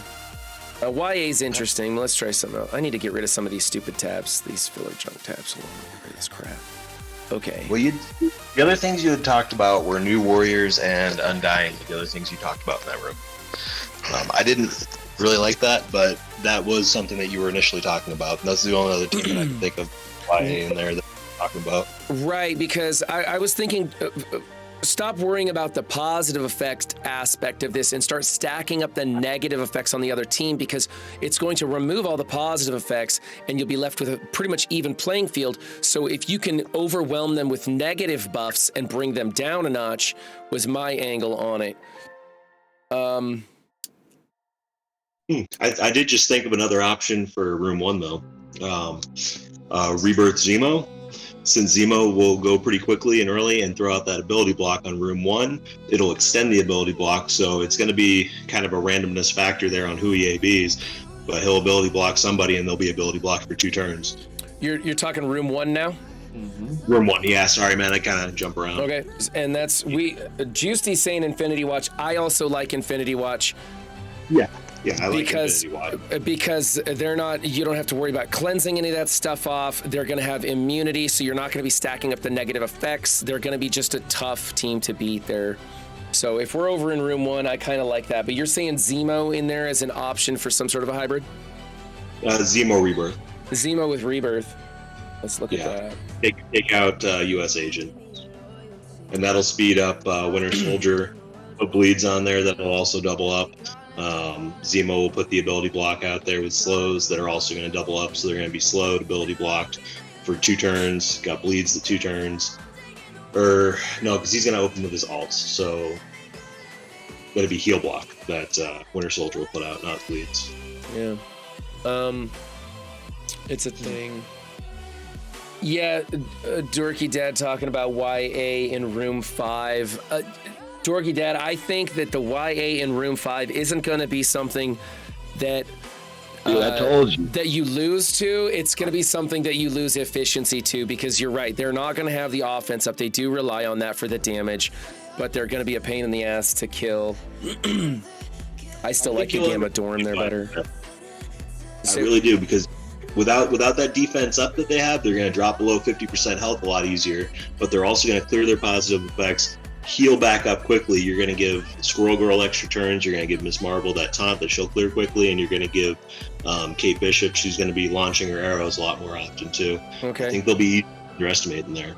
Well, let's get rid of America Chavez too. Let's just minimize their health bar as far as possible. Don't use YA in here if you have built that team any bigger than 300K. I'm kidding. I don't know. Maybe you do want to get rid of America Chavez and throw something else in there for what's happening in room 5. I'm not sure. So for room 1, our choices right now are looking like an Infinity Watch or a Zemo Rebirth. There's also the ideas of leaning into the negative effect aspect of this and going with something more like well, the thing is, if you put a team in here that just stacks negative effects, somebody's going to come into this with a team that has some immunity early on, and it won't be a big deal. Top G Nickums wants Rebirth in room 6. I don't know about that. Well, I'll put a question mark on it. I can't believe that Rebirth is coming up so much in this conversation, honestly. That's ridiculous. Okay, let's take a look at room number 2. Portable shield device, fortifier characters. We were looking at Juicy wants unlimited X-Men for this. Yeah, with a I'm sure rogue fortifier. Yeah, rogue fortifier. Okay. Yeah. Which And- I was talking about prior to that. You were talking about putting in the Red Hulk in there, right? Yeah. And then maybe an Emma. So we could. Yeah. We'll take a look because we were talking about breaking up and doing the Green Hulk with Mum or something like that, and I want to hear what Dorky Dad has to say about Mum. Let's do Unlimited X-Men Hybrid. Fuck Red no. Hulk. No, not at all. Not on any fucking planet. Hydrus doesn't like that. Okay. Okay, so we talked about that. That was putting Rogue as a fortifier and Phantom X as a fortifier in the back with Red Hulk on one side, maybe Emma on the other side, and Firecrotch in the middle, Fire Chicken in the middle. With the cascade of the Gambit in the middle. Sorry, Gambit in the middle with a cascade of positive effects. So Gambit's doing all the pinging and damage there. That's an idea. Gambit and Red Hulk, so Red Hulk gets all the positive effects either way. Right. Okay. All right, and then over here, this is the alternative that I was going to use as more of a junk filler for the Room 2. It's what I'm already using in portable shield effects, and in my level of Crucible, people underestimate this. They don't come in with what they're supposed to. They either lose to it or they get really terrible efficiency because they don't realize just how powerful that Taskmaster is. This number is deceiving, but that's my condition, so I don't want to recommend that to other people. I do like a simple Unlimited X-Men over that.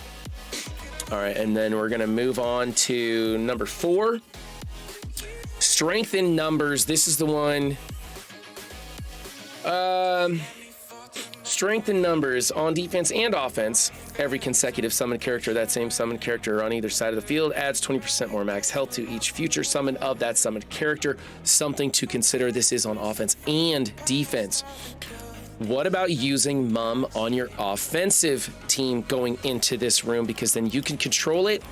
You can have Mum attack people who have counterattack to get more of your dupes going, and you can start a dupe train by being very precise with that. I'm not sure if that's a thing, but we got to remember that this works. There's two sides of the coin. I don't like that because what we're talking about here is efficiency. You're killing your own efficiency versus killing their efficiency. Oh, yeah, you're right. You're right. You're right. Yeah, you're right. Dude, I think I'm gonna build Uncanny for. You're going to build Uncanny for this? Why not? All right, I need to remove Comrade Red from the conversation now. I'm Team Uncanny. Let's do it. Purple Sticky wants Uncanny too. Oh my god. Uncanny. Oh, forget that noise. Purple Sticky's not thinking straight. He's exhausted from lugging around that 53 million TCP account. So tired.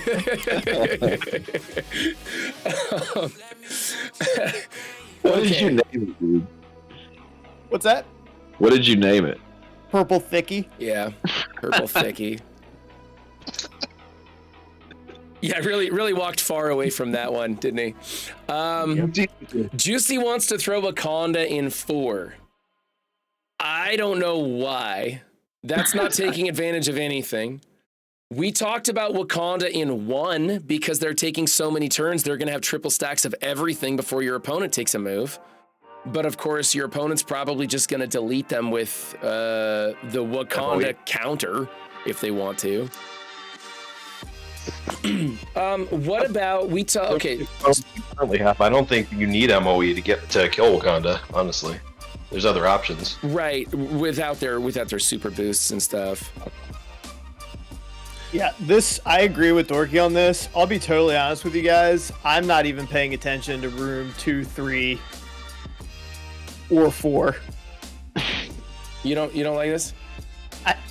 I mean, personally, I'm treating room 2, 3, and 4 like every other room, like any other non-buffed room. Like maybe if you want to go the portable shield thing with like a rebirth in there with the Zemo and stuff. I mean, that's kind of interesting. People are doing that already. What would you? I don't see a situation unless you have like a crazy. Maybe if you have like a crazy built mom and you want to throw on defense some like ridiculous, distraction team with taunts, and then they have the chance to get mums up. Maybe you could get tricky with that if you have a crazy built mum. But honestly, I'm not even. That's what we were talking about earlier. Like a or something like. That's what we were talking about earlier. Was putting in the green gammas as healers with Mum as the 5th, replacing Red Hulk, so that you could use that that unlimited X-Men hybrid with Red Hulk in 2. And then you've got the Green Hulk team, which is kind of stubborn anyways, as healers, throwing up some taunts. Remember, Kestrel's only going to stop the first 1 or 2 dupes that come in. So long as your Mum survives, he can keep spawning in more and more duplicates. And if he gets to that, is it his special or his ultimate, where he summons in a full field of them?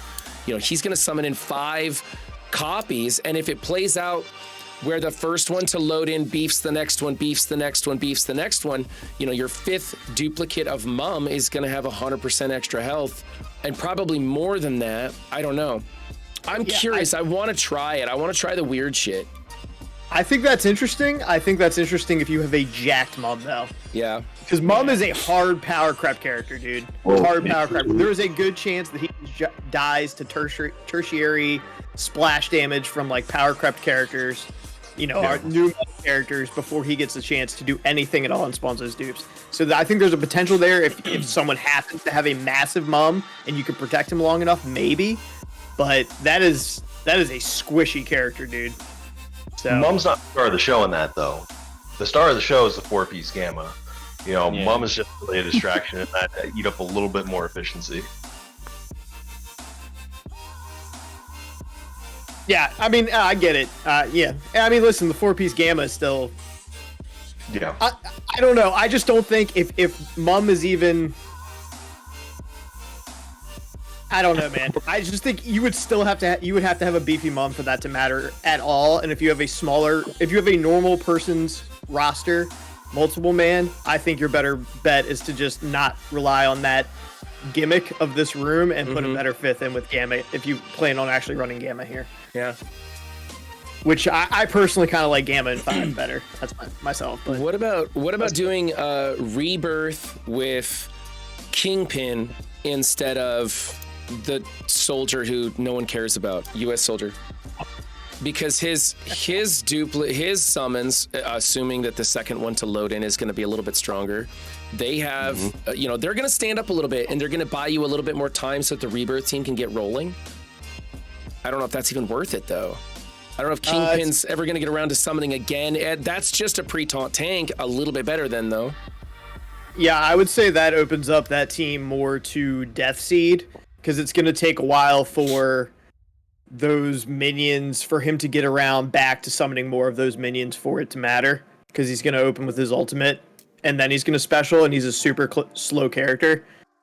And I feel like that just opens you up to getting ahead of Rebirth with Death Seed easier than you kind of already can, because Death Seed kind of already counters Rebirth, assuming you're not fighting into like a 1.5, 1.6 million Rebirth. Yeah. Squatula, no, the Ultimate 32 rules will not copy over to Season 3. Season 3, we will be going back to Portable Shield Device, Resurrection Protocols, Creeping Spiders, Vibranium Tuning, and then we have 2 new rooms, which will be taking the place of what was 1 and 2. They aren't anything super interesting. But most people are really pissed off that we're just basically going back. Creeping Spiders is going to have the Web Warriors as Tangled. No, wait. No, that's 32. Never mind. It's going to be regular Creeping Spiders. I think the only difference is they're nerfing Gamma in the Season 3 a little bit. I would honestly much rather see this 32-man tournament be like the grand opening. Hey, we're doing a big 32-man tournament, 5 days, and this is the introduction of our new rooms. and then keep these rooms throughout the whole season 3 than what they're doing for season 3. 100% agree with you. These are way more interesting and fun than the bullshit copy and paste from the previous season that they're not even doing. They move the rooms from like 5 over to 1 or something like that so that they can say they changed the rules in 5. It's bullshit. It is the laziest crap. I'm pissed off about it. It's not even season 3. It's season 2.1. It's bullshit. 100% agree. None of it really matters because when they reset the tribunal, they're going to do the same damn thing they do to me every time. They're going to put me all the way back down to rank 100 or 1000, whatever, and I'm going to be back in like gold 1 or whatever it is because they've done that to me every single season since this game mode came out. Every season. Well, I'm not going to tell anybody what Crucible rank I am, and then when it resets everybody, I'm going to be like, oh my god, they sent me all the way down to gold 1. Can you believe that? That's what I'm going to do. Okay, hold on. Let me see. I've got global rules. We've got 1, 2. I am missing 3. Did I delete 3? 3 is Web Warriors counts as Tangled Web. Oh, that's right. Web Warriors counts as Tangled Web, which is a total joke. Crap. Yeah, Web Warriors are terrible. Don't drag down Tangled Web with Web Warriors. Sticky, what do you think you're gonna put in 3 then? If we're treating it like a blank room, right? I'm treating it like it's nothing because I'm saving Tangled Web for offense like I always do. So this is nothing for me personally. And what kind of trash filler teams do you like to throw in your what used to be 1 and 2? I mean, my trash filler teams that I use now, I mean, Infinity Watch isn't a trash filler team, but like, let's say the bigger account that I'm working with now, right? Like a built Rebirth, I think is a great pick. I like that probably in portable shield device. If you want to drop in Zemo and get interesting in that way. YA is what I would consider. Again, trash filler team is probably a little bit rough to call them, but I do consider them to be sort of a, just a sink, efficiency sink, can trip some people up. So going probably, that's one of my options there. I don't know. I honestly, I'm probably just going to use the same defenses that I'm already using. Here's the thing. None of these room bonuses are so strong that it really encourages me like, oh, I have to use this team here. So what I'm probably going to do, and that's a good thing, by the way. I think that's a good thing. Yeah. It's the fact that I have a whole list of different stuff to use in different rooms that makes this interesting because we get to debate this. We get to go over the ideas of what and mix and match. I like that it's not, hey, you need to use Wakandans in 6 again. That's crap. So that's a good thing. Sorry, go ahead.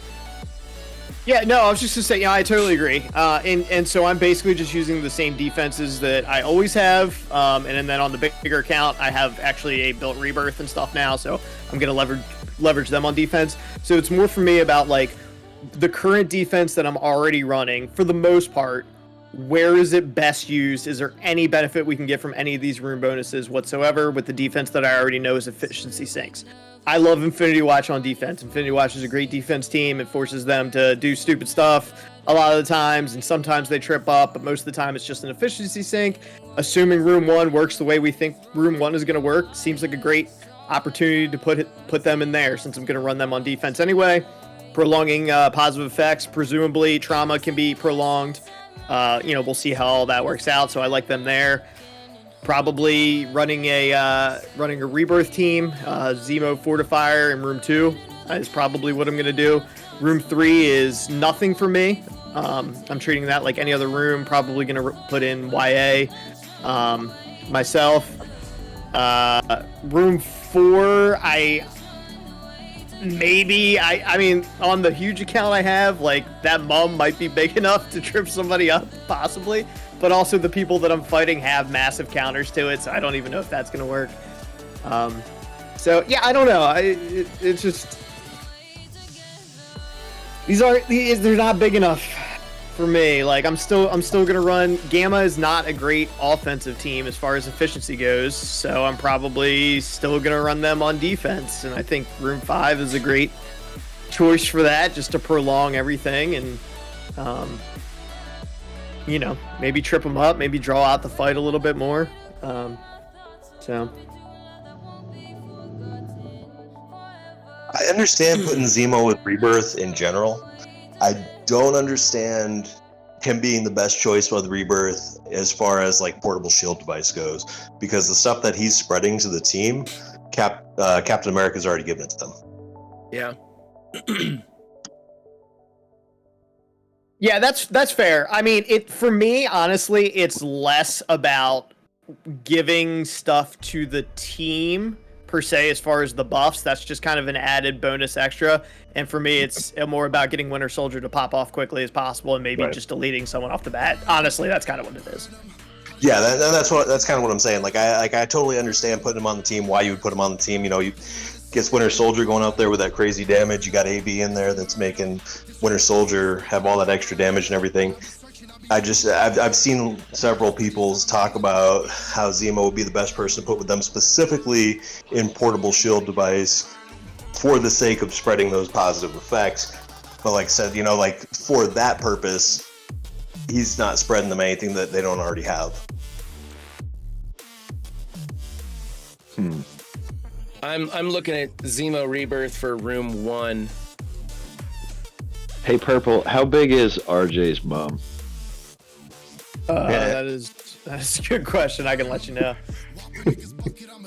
I'm gonna imagine it's like 250K plus. That would be my guess. I don't know. Choose your words carefully when talking about his mom. Yeah. So she's a lovely woman. Watch yourself. So the Zemo Rebirth in room 1. How is this working? I don't remember who recommended this version in 1. How does this work? Zemo's gonna take a turn, applying a negative effect to somebody.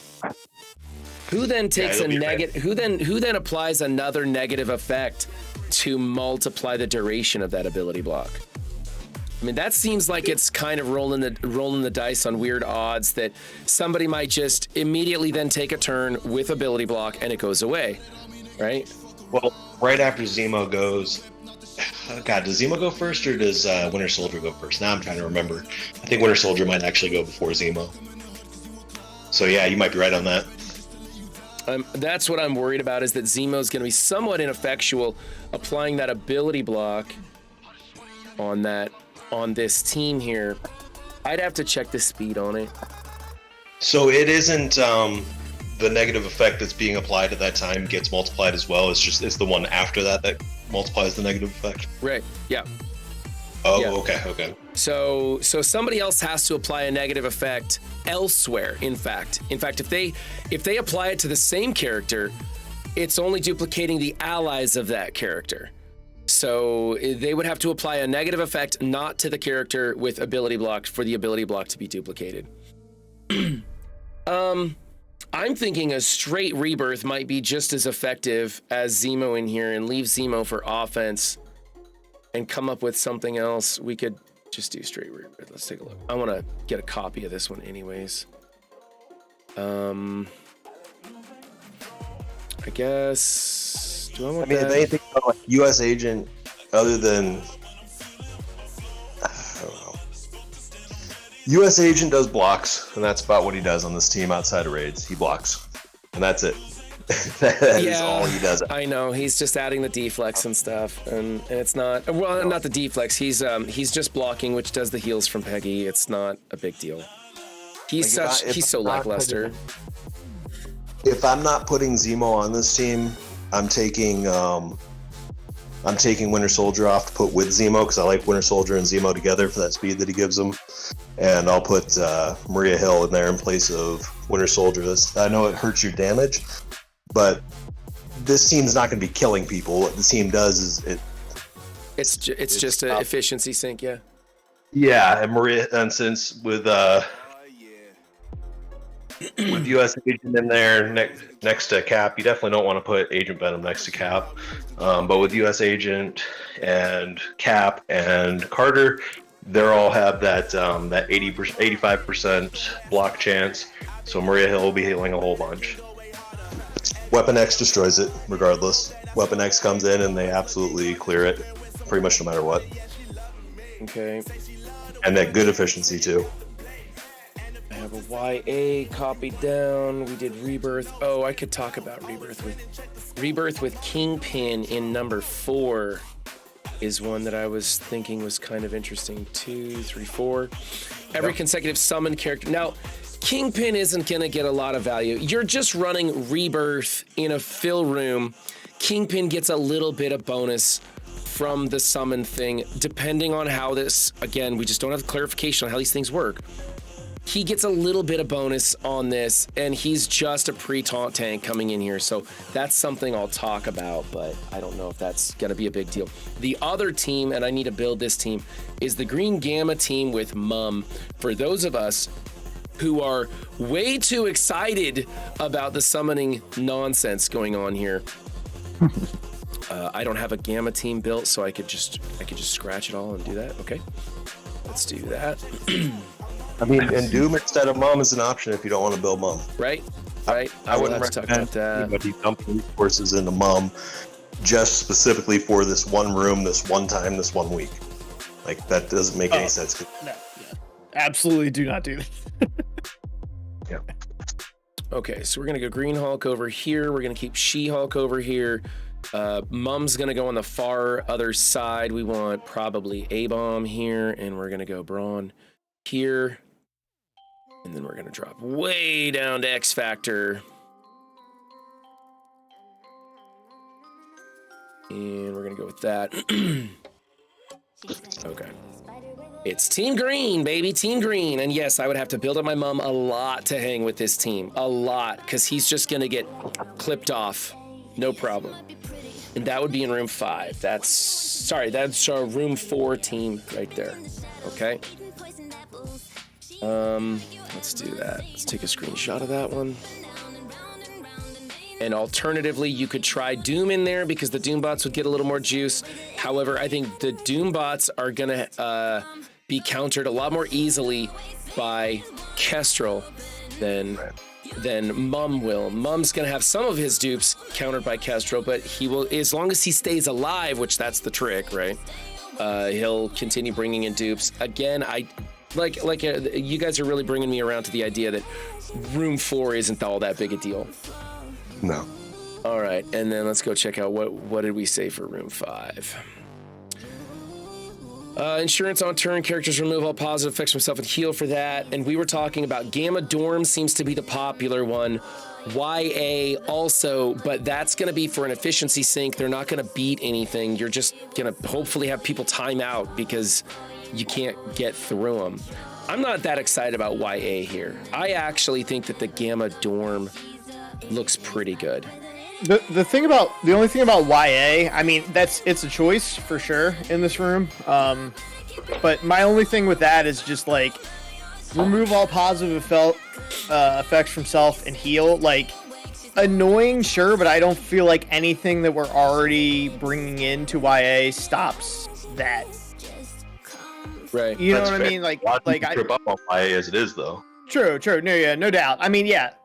So, I mean, if you're fighting someone that just doesn't know how to deal with the YA, then sure, that's probably going to be even more annoying. Right, but I mean, if you're fighting someone who doesn't know how to deal with YA, why are you watching content creator content? Because you're down there in the chumps. You're playing better than that if you're paying attention to content creator stuff and getting ideas and stuff. You won't be down there. This message is not for you. So yes and no. I'm down in Wood League. I know what's going on in this game, but I don't have stuff built for it. You see, what my roster looks like. I mean, I built for raids, dude. Like, I built for raids. I know kits, I know how to play, but I don't have the roster to actually do it. So I'm never gonna be up there in, your Diamond Leagues, Master, and all that. Yeah. Because I don't. Did you ever get that Blitz roster filled out for Way Too Raw? I'm still working on it. What I'm doing is it's a pain in the ass because I'm gonna have to. I can't just use like my roster and then look at her screen, then my roster and look at her screen because I'm trying to do most of it from my phone. So what I'm doing is I'm creating a spreadsheet of what her roster looks like on the computer, and then I'm gonna go through team by team. Yeah. Okay, and then finally we said Darkhold with APOC. Real quick, just to circle back to YA, I think it was 5 or whatever. Yeah, YA and 5. My other hesitation about that is heal block shuts that down entirely. Yeah, I Heal think. block, Yeah. So what I'm saying, so heal block totally nullifies the fact that they're going to be regenerating, and there's a lot of characters that put heal block out. And one of the things that makes YA annoying is all the stuff that occurs when they get to low health and putting out like the deflects, the defense up, the death proof and stuff from Squirrel Girl on her passive. And they're not like that stops you from just outright killing them a lot of the times because you have to get through all that stuff. That's not going to be the case. They're not going to have any of that. Right. They're going to get rid of all of that and heal, which could be annoying, but assuming they don't have heal block on themselves. Right. So you'll still have Miss Marvel being slow as shit, so she'll get that taunt outside of turn, and she won't clear the taunt until it gets to her turn. You'll still have Kate Bishop throwing the blinds and slows, and you'll still have Squirrel Girl getting turn or getting turn meter. Hey boy. Right. I'm just not convinced that a YA in 5 is not easier to beat than a YA. Like, I think a YA in 5 might actually be easier to beat than a YA in just a regular room.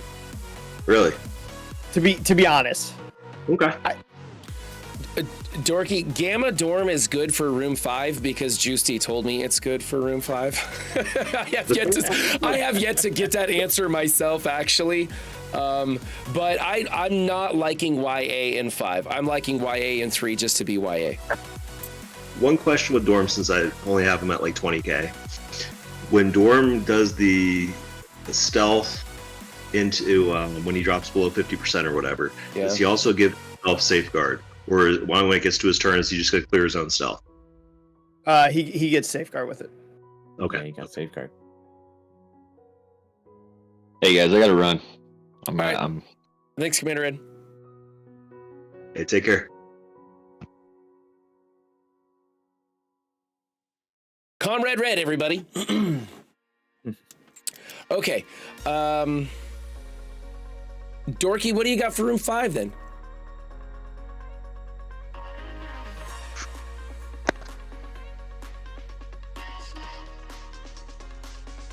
Okay, Squirrel Girl does the buffs outside turn 2.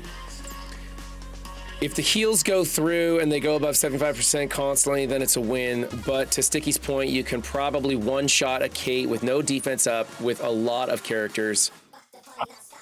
Again, I'm finding too many flaws for YA in 5. I'm finding too many flaws. You bring heal block and an ability blocker, and they're screwed in a lot of ways. You ability block Squirrel Girl, you put the heal block on the rest of the team, and it's just...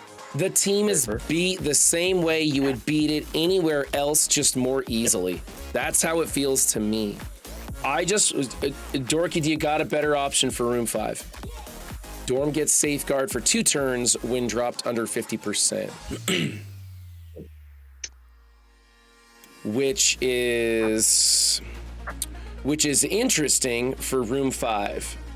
I kind of like, so this safeguard for 2 turns when he goes into stealth, I'm liking that more and more for room 5 because he's going to have some positive effects that don't leave him. He's going to be tough to kill in there. I think he's a good place.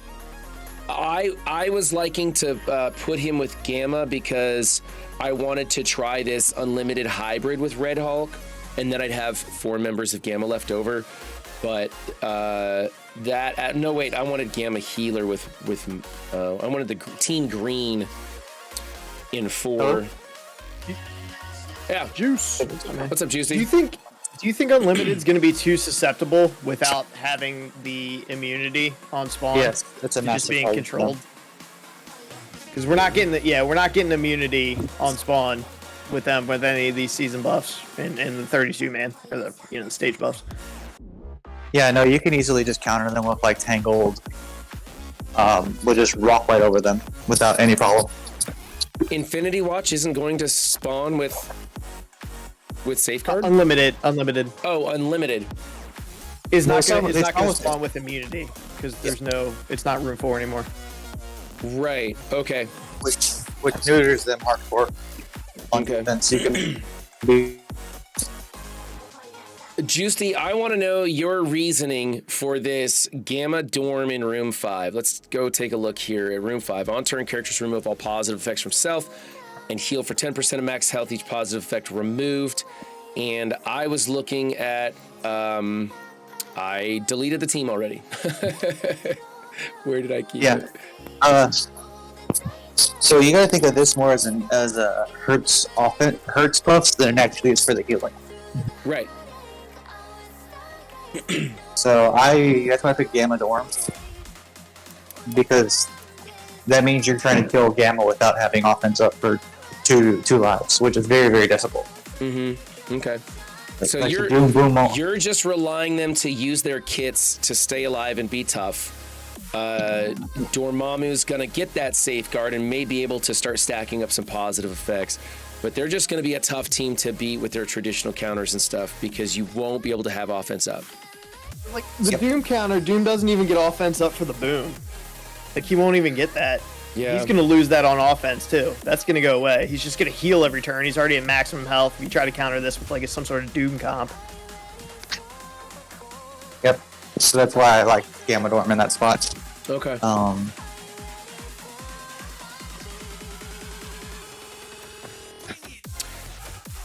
Dorky likes relying on teams that don't lean on the positive effects, so he's in agreement with you on this.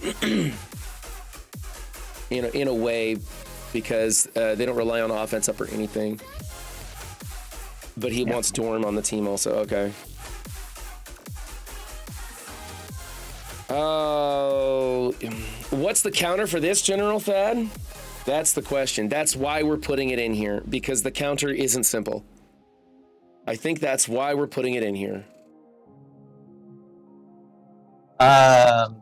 It's probably still New Warriors with your dropping fire syndrome for and keeping one pull. You're welcome. I don't want these new characters. I don't want to have to pay money to unlock them. I don't like that. I don't like the new warrior counter.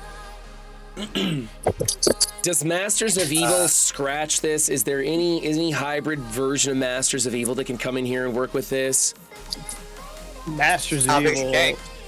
Yeah, it's gonna not big enough. My Kang is free to play. So no, you're gonna get and not Sticky's new and improved free-to-play team. I'm just gonna bring Kang into this. I'm not even gonna bother with the rest of the team. It's just Kang. Yeah. Oh man. Yeah, his Kang will kill the whole team because his ult will perma kill everybody. Yep. All right, guys. So look here. This is what I'm thinking. This is what I have whittled down with my stack of paperwork here. For room 1, this is what I'm liking. Let's go. Global rules. There's our global rules. On defense, gain 20% health, 10% damage. Room 1, when it rains, positive effect applied to a character, increase the duration of all positive effects up to 3. Same thing for the negative effects. I like the Infinity Watch. We went over this. We talked about maybe some rebirth in there. Sounds okay. But I like Infinity Watch for this one because you're not going to be able to clear those negative effects from them. I don't. Does anybody have any easy alternatives other than Infinity Watch? What kind is what we? War Dog. Oh, we talked about War Dogs. We talked about War Dogs. Okay, I'll write that in there for War Dogs. Yeah. Now that being said, War Dogs is actually going to be a better, or not War Dogs, Old Wakanda. Old Wakanda, you think? Will be good against Infinity Watch in this room. Oh, you'll be using Old Wakanda as against the Infinity Watch. Okay. Because you can just go down and burst down Phyla-Vell? Yep. You just kill her before she moves. Okay. All right. I will try and mention that. All right. Room number 2. Portable shield device. We like the Unlimited X-Men, somewhat vanilla. Juicy, are we putting Fortifier on the Unlimited X-Men, the vanilla version of this? No. No, we're just running it as unlimited with their standard ISO choices. See how it goes?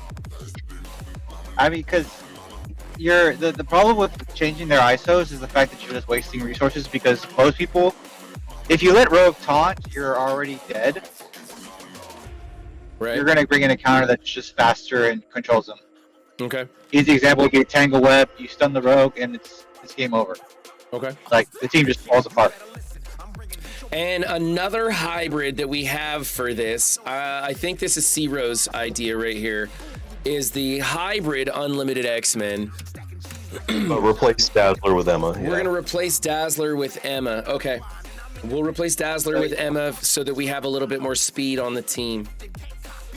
Remember that SA, the Kestrel Tangle team that we've used to be Darkhold? Yeah? It'll smoke this just as fast. You think so? Oh, super fast. I've done it with Tangled, APOC, Kestrel, and Samcap, and I went 20-23, and that's with them having revives. So, without the revives, that'd probably be like 20-20. Well, about the same. 20-23. So what is that? The Walking Hate, or what was your counter? So for this, you would use. For this one, you would just use Tangled. So, Kestrel, Samcap, and you can either use Shang-Chi or Sharon. Okay. And then, boom, they're dealt. Yeah. Because they're not really going to get to take a turn. You're going to have them completely under control. But that is a pretty, like, you're using some pretty powerful pieces to make that Hey, happen. dummy, somebody in chat's trying to get your attention. Look at this now. Okay, hold on. Rello wants me to look at something. Whereas in this season, if you wanted to do that on 4, you would need to use APOC. So it'd be Tangled, APOC, Kestrel, and 12,000 people put a frown face on this. That's not even one of the options. That's hilarious to me. That's pretty funny. I love this community. Look at that. They're just sad about this. Just 12,000 people are like, no, just don't do it. That's funny. All right, I'm sorry. Rello interrupted us there, derailed us. Oh, is Rello's job. So. The frown is for Hulk? Wait, Hulk is. Go look. Hulk is the frown face? I can't see because it's covering up what he is. I thought. You think? I can't say. Oh, okay. People are actually saying the Blitz should be for Green Hulk. Wow, that's just as bad. Go into the comments and look at the first picture you see. It's hilarious. Oh, I don't have that. You can't. It's just it's a screenshot. It's just a screenshot. Hold on. Where is this dumb shit? The picture. It's the picture. It's the meme with Green Hulk being half the size as the rest of them in the picture. I'm waiting for Sticky to throw it up in chat for me. Wait on me. We've been waiting a long time. Yeah, that might happen. I'm looking for it. I think it's got to be a meme, Stocky, right? Dorky says someone paid a bot to spam vote Hulk. It's a meme. Oh, is it? Okay. Oh, jeez. That's pretty good.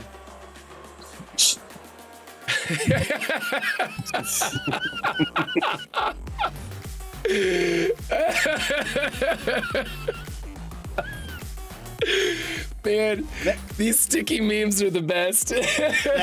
That's me busting up people's defenses with this new account. Not really, or is that an actual picture of Sticky? Like, I don't even know. Oh my god. I love this community so much. Okay. All right, so I'm saying this because I'm remembering that counter now, which I used the one with Shang-Chi. You rewind a lot of turn meter, you shut him down pretty fast. It's a heavy investment. However, at my level, I don't think a lot of people are going to know that. I think a lot of people at my level would do like 2 attempts at this room and then give up, honestly. Yep. However, anybody who's competent is probably going to be paying attention. Hell, a lot of them probably watching right now, and they're going to figure that one out. So this is tricky sauce right here with Emma in it, but I think that we should probably just stick with the Unlimited X-Men. Because that's going to open us up for more options as we go down this list of stuff to do. Let's take a look at, we want stage 3, which I don't have. I need to bring this up. Hold on. I got a pic of it someplace. And also remember, MOE will smash that team too. With was it MOE Doom? Is it Masters of Evil with Doom? Okay, that's what I was wondering. Okay, and this is why I don't have this screenshot up here, because let's see, 2, 3. Web of Destiny, which is just garbage. This is just garbage. This is pointless. No one should be using their Tangled Web on defense. There is no composition with Tangled Web. I think a lot of people are gonna not understand what's happening with this, and they're gonna be thinking Tangled Web Eternals was so amazing. They're not going to understand that Web Warriors are wet noodles, and they're going to put them together in here, and they're going to lose. They're going to regret it. Keep your Tangled for offense. Tangled and whatever is going to be destroying stuff. So this is where I'm probably going to be throwing my YA. Just a simple YA team. They work like normal. They're just in here, whatever. What else could people use in room number 3 as just filler junk? Probably like a Rebirth, although I'm saving that one. Bionic Avengers Wakanda is another one. You think Wakanda in here? Yeah, I mean, I would put Wakanda at 4 just for giggles, but okay. Same thing. Windstorm, all of the so Windstorm's saying, but Web Warriors will get the buffs anyway, but the buffs all come from the Tangled Web characters. Right. So it's like when they get attacked, Spider-Weaver gets speed and stuff. So there is no point in just putting Web Warriors in here. That's like the worst thing you could possibly do, because they're getting absolutely nothing. Sure, they count as Tangled Web, but they have nothing in their passives that give anything to each other as Tangled Web. Honestly, using the Web Warriors in here is helping your Tangled Web more than anything, because they're getting hit and they are Tangled Web now, and so your Tangled Web members are getting the ability to energy and the turn meter because they're getting hit. That's it. That's the only benefit there is. But you're using really shitty characters to get that effect. And then I'm going to come in there and mirror it. I'm not even going to mirror it. I'm going to use something else to save my Tangled for a tougher team, because I don't need to mirror it. This is not that big a deal. So I'm going to recommend to people they ignore it. They throw in something. I'm going to be using YA. We have Wakanda. I think Bionic Avengers is something a lot of people will be using as filler to throw in here and see what happens. I would hope people would not use Death Seed in here, but I have a feeling a lot of people will throw Death Seed in here as a filler team. I still see that a lot, Death Seed on defense. I'm like, why? Yeah, Death Seed actually is probably a better offensive team, because now they got more options, actually. Yeah, they really do. Wakanda isn't safe anymore. And now you have YA that you could hit with it, because most people's Archangels are big enough to kill them. Yeah, Squirrel Girl on the opener. Yep. Yeah, you just have a lot more options with Death Seed this season. Okay. And then we go to room number 4. I'm liking now for funsies. It's that Gamma with Healer that I've got over here, where I got a picture of it someplace. I've been making pictures as I go so I can show these stupid ideas off.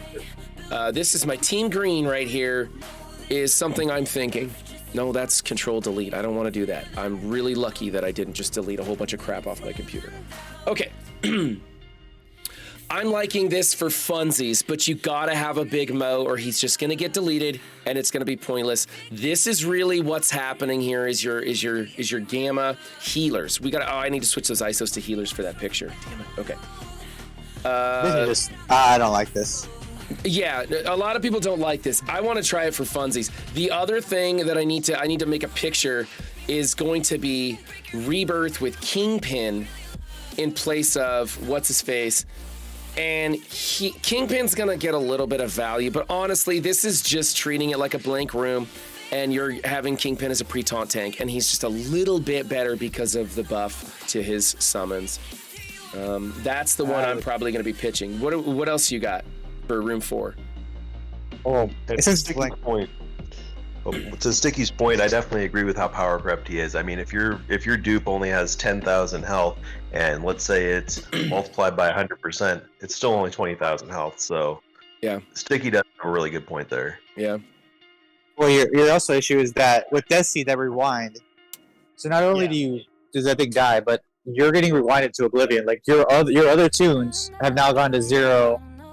So a team like Death Seed is going to beat that Gamma Mum team. So what you're telling me is that I gotta tell people why Gamma Healer with Mum is a bad idea. Yeah, it's a stupid idea. You guys never let me have any fun. We want you to have fun, but we don't at your expense. Death Seed is gonna open it up to Death Seed. They're gonna have a fucking field day with this. If someone has Eternals on hand, they don't need Eternals anywhere else. They're gonna one shot. I mean, they're gonna get an instant double tap on a Mum and the dupes and stuff. It's just gonna be a bloodbath, dude. Like, I like where your head's at. But in Wood League, though, in Wood League, people are putting their Death Seed on defense, so they won't have that to use for it. It's a fun team. You might throw some people off if you're in like a lower league. Upper league, absolutely do not use that. But if you're in a lower league, it might be something to have some fun with. I think for the video though, I think these guys are right. I think for the video, I gotta show people why they don't want to do this. I gotta give them solid advice and let them know so that people can get the fuck out of Wood League. That's the whole point, you know? I mean, if I'm doing it, you shouldn't. That's what I'm gonna be telling them, man. All right, but Rebirth with Kingpin is okay. That's a decent idea. I stand by the fact I think that opens that up. I know we keep saying we could just use Death Seed. You can only use Death Seed in one room, but I do think Kingpin with Rebirth opens that up to Death Seed even more than that team is already a little bit susceptible to Death Seed. Coach Whitley, thanks for the follow. You could just use your 6 Death Seeds in all 6 rooms and beat everything. That's right. That's right. I don't know why nobody ever thinks that. I mean, is it? You know what? People were kind of hesitant about Death Seed, and they're like, it's an okay raid team. It's okay. It's okay. That team just gets better and better. Everybody keeps finding more and more uses for it. You can play it differently into different teams, and it works. I love that team. It's fantastic. You know, I loved them from the start. I skipped 2099, I skipped Dorm. I didn't build either of them. And back before Apocalypse came out, when everybody's using all these Tangled Web comps and Dorm comps on Arena, I was going in with a full Death Seed and getting #1. I'm like the smallest guy in my Arena shard. And I didn't have the stuff that they're all using hyper meta stuff. And I was going in with full Death Seed and clearing everything. Yeah, I think they're cool. Yeah. All right, I think the summon room. Sorry, I know you're moving forward. I think the summon room's kind of a trap. I'm gonna be honest with you. I just think minions are so much of a liability in this game to things like Icarus double tap and your Death Seeds and all that. I don't know. I think that more applies to the summon room is more probably for lower leagues. They don't have a lot of characters built. That might help them out, but for upper and anything upper, it's not. Mum is power crept as hell. Hella, I don't know about that. I'm not doing that. I'm treating it just like Sticky. It's just another room. Is it? There. That's it. And the Hella thing is not great either because you kind of want the Gregs to die. You don't want just mega Gregs that are never dying. Yeah. Coach Whitley, we're all sad about the symbiotes. Symbiotes were a big fan favorite. We're all sad to see him getting power crept. So, what is Scopely selling that runs summons? Isn't there something coming up with X Factor soon? Like, aren't they needed for Nova somewhere in the Scourges or something? They're needed for Nova. So okay, it's Nova. No, they're not needed, but they're there. Right, kind of like the 4-piece Dark Hunters for MLF at the beginning, kind of like the 4-piece A-Force for Rogue. Okay, they're the trap people. Yeah, that's the team that Krakens are going to use to separate their scores from each other and from lower people. Where they have a big enough X factor that they can come in and kill a key target or something, and then bring in the actual team of MOE. Okay, that's what it's going to be, in my opinion. Yep. It's going to be MOE with Quicksilver over over Sticky. Yeah, Windstorm mentioned something. I should probably make mention in room 5 of why you don't want to bring in Hella with Greg in there, because that's not going, or not 5. Sorry, 4. Don't bother with Greg and Hella in there. That's not going to help you. So they're just going to bring Kestrel, and that whole idea goes to shit. So yeah. In fact, I think Kestrel neuters a lot of fun ideas in room 4. I wish they would have put in some anti-Kestrel dialogue in there and really open it up to the theory crafting so that Okay, you don't have Kestrel to solve the problem, but oh well. They will be needed for top 200, it says Dorky Dad. I'll be using them to shit on Purple Thicky. You wait until Zubin and I get together and we do this on my account. You just wait till I'm dead. Yeah, General Thad, I kind of agree with you. These guys have talked me off the ledge. I think room 4 is a dead room. You guys know I get excited for the stupid shit that Scopely tries to feed. I get all revved up for it, and you guys are like, wait a minute, Run 7. You're forgetting about how dumb that idea is. That's why I come here. I think that's what makes Wood League more fun.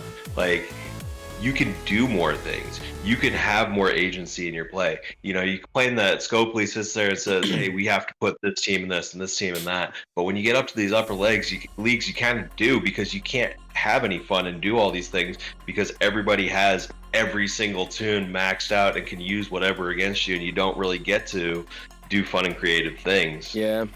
Honestly, when I get slapped down, every once in a while I'll climb up into Masters for like 1 round or something like that, and they'll just hit me, and I'll bounce back down to the bottom. And I come back down here, and I start bumping into these weird compositions of people who definitely don't watch content, who are trying out crazy ideas, and I'm like, are you related to Windstorm?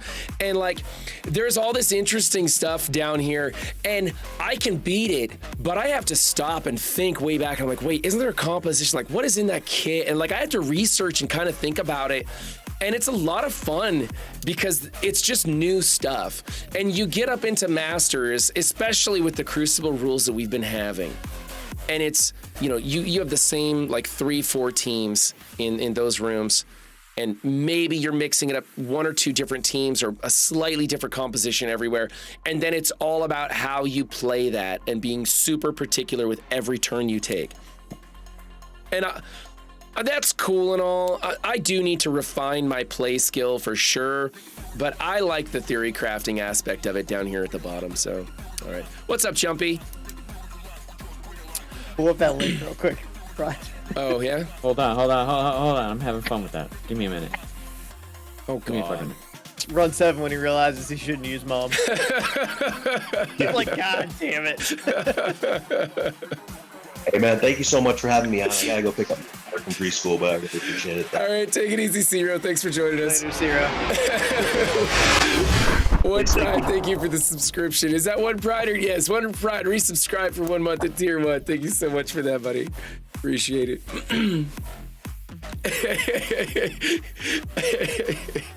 You guys are so mean to me. Hold on. I think ZKG's got something better coming up for us here. Oh, I put those 2 pictures in the chat about Hulk or whatever. I'm not in the stream chat. It's not the stream chat. It's the chat for us here. Oh, I didn't see him. Yeah, there's a whole bunch of shit in there. I'm missing a lot of things. There's a lot going on today here, folks. There's a lot going on. Folklore, the reason we're not doing Mum is mostly because he just gets defeated too easily. He's not really going to do anything. His dupes are so low in health and so power crept that even if the 10th iteration of them come out, it's nothing scary. And so were they to rework the X Factor team in preparation for the Nova Scourge and stuff, then Mum might be something pretty exciting, but for the most part, it's kind of gonna be crap. So yeah. All right. And room 5, we said Gamma Dorm is what we like. Gamma Dorm is what we like for room 5, or at least what I like. I like this for room 5. I like it. I think it was a good pick. I think it's solid. We did talk about YA for room 5, but we just think that they are ineffectual without their positive effects. You could go for the sync, but this is a team that works well without their offense up. Their kits do a lot of the work for them. They don't need the positive effects. Dorm is going to retain his positive effects once he takes a little bit of damage. And so, yeah, I think this is solid. I don't know, is the placement okay on this version I've got right here? It's probably okay. You probably want Red Hulk next to She-Hulk. Swap places with Dorm and Red Hulk? Okay. Yeah. And then Braun should be in the corner. Braun in the corner. So what you're saying is it's a complete shit show for replacement. All right. Pretty much. Let's take a look at 6, which is overcharged. This, we didn't spend a lot of time on this. We kind of just said Darkhold Apoc. And Apoc's gonna, what's Apoc's? Let's go, where am I? He's gonna ult turn 1. He is gonna ult turn 1. Okay, that's what I wanted to look. Okay, Apocalypse is gonna ult turn 1. Darkhold is going to ult turn 1 and do just absolute crazy shit. This is gonna be a absolute nightmare defense in here. I'll bring it up on the screen. And I don't see any reason not to do this other than to keep it on offense in order to mirror. And even then, what are you gonna do with a mirror? How do you beat this team, guys? How do you beat this? Tangle Web Undying. Tangled Web Undying is how you beat it? Okay, another reason that we're not using Tangled Web in 3. Oh, if you put Tangle Web on defense, you lose. Okay. Plain and simple. Plain and simple. Yeah, I think this is going to end up being a very offensive-heavy tournament. Yeah. I think thing one is making sure that you have all of, not that that's really any different than any other season, but I think thing one is just making sure that you have all the offensive tools you need, and then kind of working back from that to fill these rooms in. Okay, now I'm gonna have to rebuild these teams because the ones I built are pretty crap. Actually, they're pretty crap, so I'm gonna have to rebuild them. Let's see, I don't have to build. I'm gonna clear my screen. Get rid of this. We need to keep that. Get rid of that. With Tangle, trying to think of Tangle Web King, what would be more efficient against that? Tangled Web with Kang. Yeah, because Kang is gonna just go. He's just gonna go bang right out the gate. Oh, you're right. He's gonna open up heavy too, huh? I forget that it's on offense and defense. Yeah. All right, let me switch scenes here to defense up. And we're gonna change our screen size. So are you guys excited for this 32-man tournament? Like, is this just the thing you've been looking for your whole life? I am excited because I will take as much Cosmic Crucible, and anything like different is cool. I wish the room bonuses were a little bit more interesting. They're not bad. So many of them I look at and I'm just like, this is just a non-factor for me. Right. The only kind of interesting ones I feel like are 1, 5, and 6 myself personally, but I'm excited for the 32 man. I guess I'm super excited because it could be so much worse. Like it could be so there's a lot we can do with these things. So I'm excited for that. All right, so we wanted Infinity Watch for number 1. Gonna be there. Oh, season 3 is a mess. Yeah, Let's not even talk about that shit. Season 3's crap, man. We're all so pissed about that. Everybody's lighting up Scopely on this one and telling them, hey, you need to rethink this. This is bullshit. Yeah, like we complained all through season 2 or season 2.2, whatever, because like season 2 was sort of like extended or something. We complained all through that shit, and they didn't fix anything. They didn't listen to us. They ignored everything, and then to come back and give us another round of that crap, that's just insulting. We decided we did not want the Red Hulk hybrid, so I need to make that team. Okay. Go ahead. And season 3 is going to devolve into just straight offense, and people not giving a crap about the room buffs. The only one, it's going to be MOE. Tangle Wakanda is going to get old, but yeah, I think they don't realize what's going to happen, and they're probably going to buff the rooms halfway into the season. Right. Putting Unlimited X-Men in here as a vanilla team, do I want to add some speed to this or just keep it the 5-piece? This is going to be in room number 2. We're treating it as a blank room.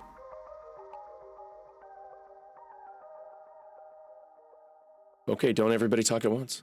I guess I'm going to keep them as a vanilla team. Vanilla 5-piece it is. There we go. You're going to want your speed manipulation type of tunes on offense to deal with stuff like this. That's what I was thinking. Because, I mean, the thing about it is that 5 and 6 are going to be so annoying that you're going to have to be inventive against 2. Okay, we're going to do... Does that fit?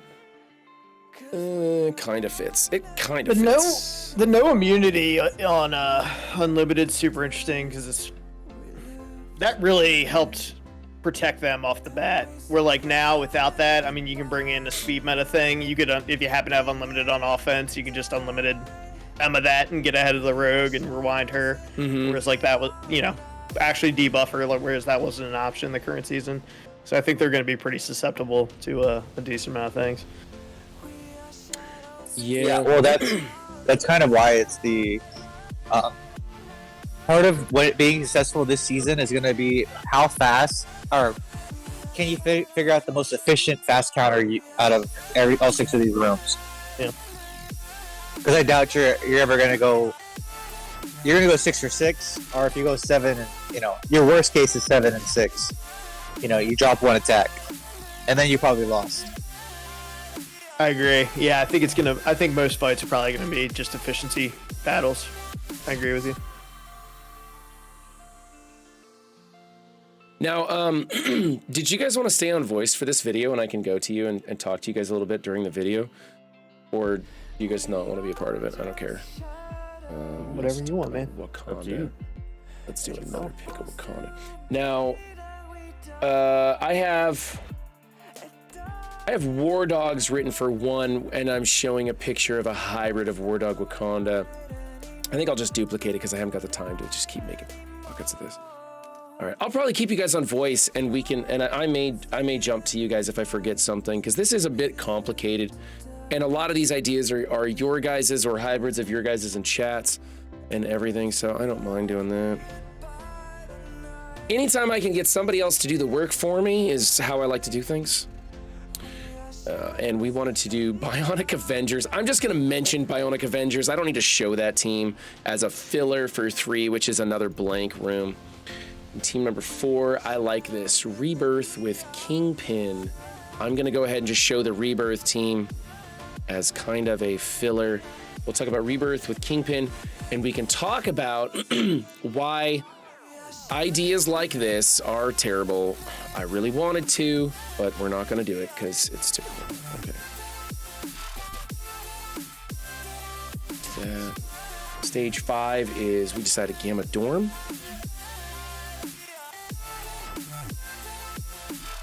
The placement on this is terrible. I am not going to go redo the placement on it. So we're just going to tell people that we want a different placement because I'm running out of time here. I'm getting hungry, man. It's time for lunch. I'm like, holy shit, I'm a half hour past lunch. Okay. Dude, 30-minute lunch breaks? How do you peasants deal with that, man? I have a 30-minute lunch break at work. I'm trying to do a blitz rotation and shit. That's hard to do. I've always just given myself an hour-long lunch break to do whatever I wanted. And, I'd go to the restaurant. Hell, I'd take an hour and 15, hour and 20 minutes. No big deal. And now, man, the boss is like, yeah, you have 30 minutes. He's like, you could drive down to Subway if you want. I'm like, no, I can't. I can't do that. I have blitz rotation. I play Marvel Strike Force. You don't understand. Okay, so there's Gamma Dorm for 5. Here's 6, which is we decided Darkhold Apocalypse is the mother of all defenses. However, it'll be beaten by the Tangled Web counters. What is it? Tangled Web with Masters of Evil or Tangled Web? Who are we using Tangled Web with? Oh, Tangled Web Undying to beat this. That's it. Okay.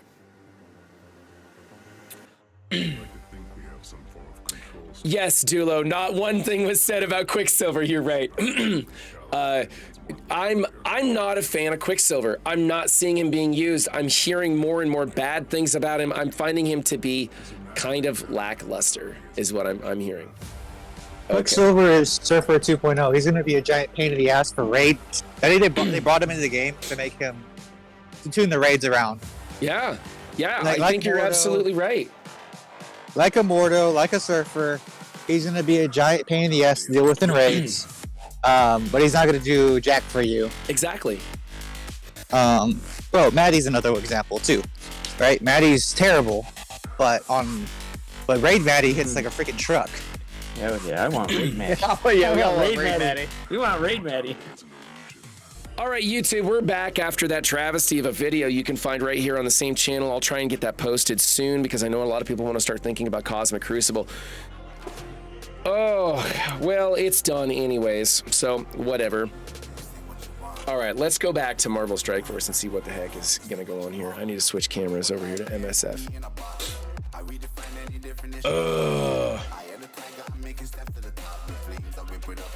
Saved you time trying to figure out your defense? Well, I hope so. Hope it worked out. I gotta fix my defense. I'll do that after stream because I don't want to go with any of these teams.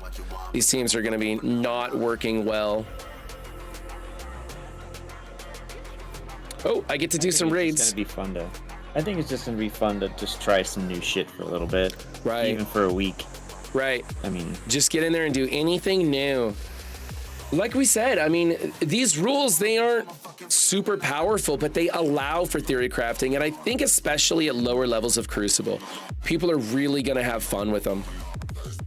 yeah, because when you're at lower levels, you don't have every character at a certain point. You might have MOE and like 2 characters that are like level 30 or something. You're like, damn, do I take them or not? Or I could use something else now because the room isn't focused just on Wakandans.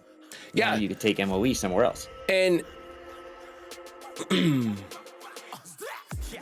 we're at 15,000 on Hulk. This is hilarious. Hold on a second here. Let's do.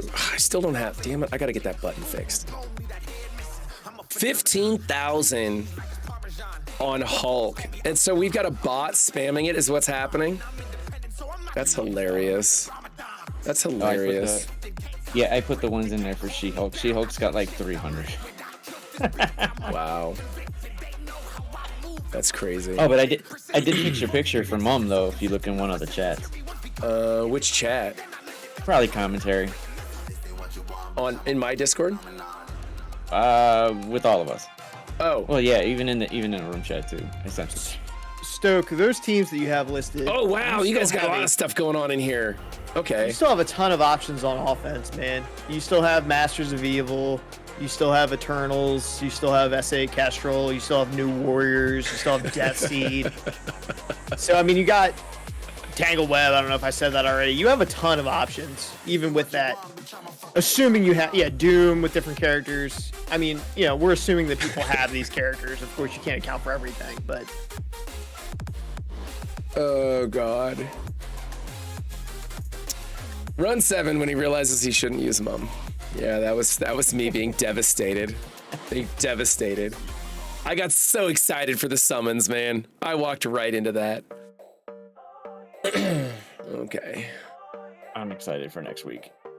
And yeah, it's gonna be good. I was watching some of Purple Thicky last night. Yeah.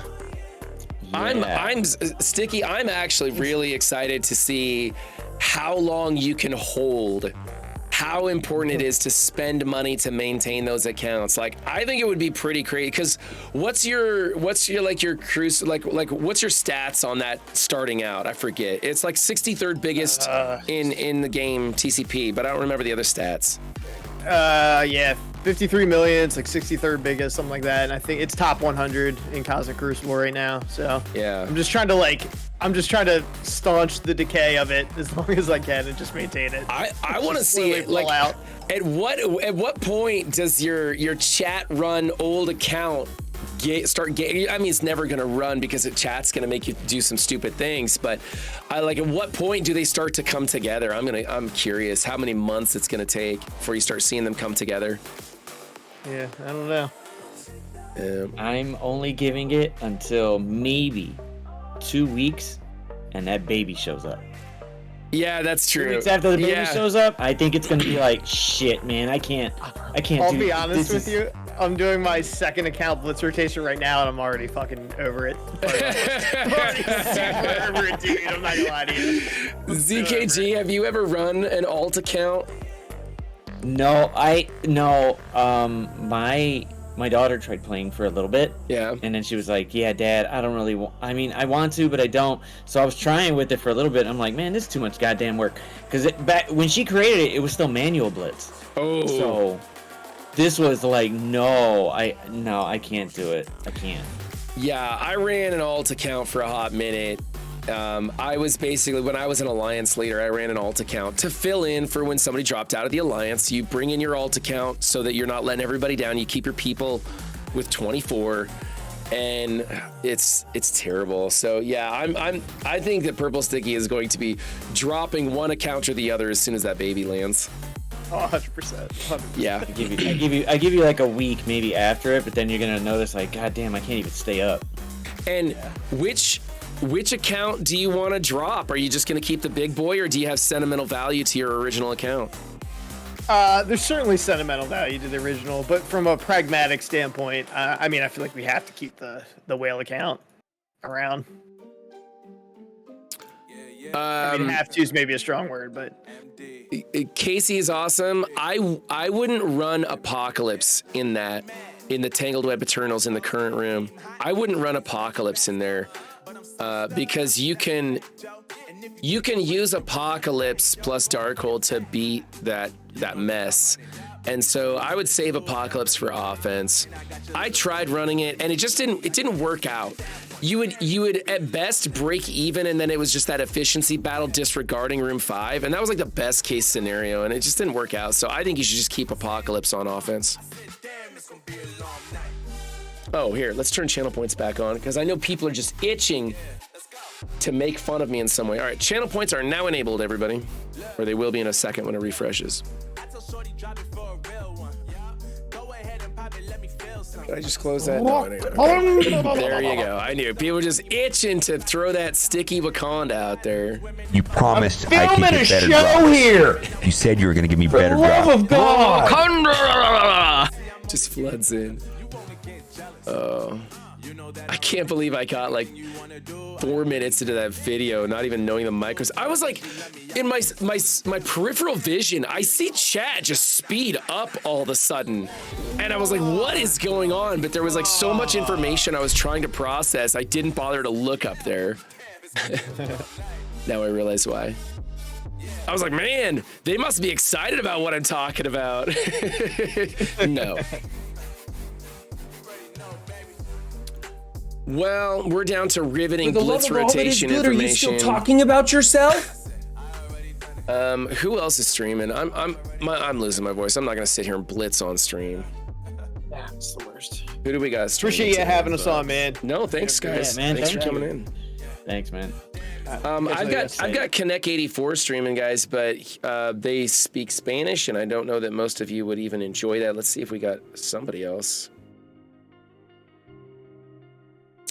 Gold Gulix. They're not playing Marvel Strike Force. They're playing Call of Duty. This is garbage. ZKG, go stream, would you? Send these. If I didn't have to do a bunch of shit, I would definitely do it. Okay. Well, there's nobody else. There's nobody else streaming. We've got Spanish and somebody who is a liar and not actually playing Marvel Strike Force.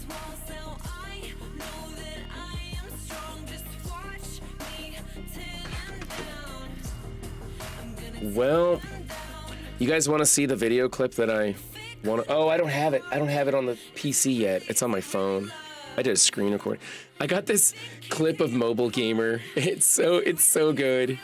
I can't wait to make it into a little channel point redemption.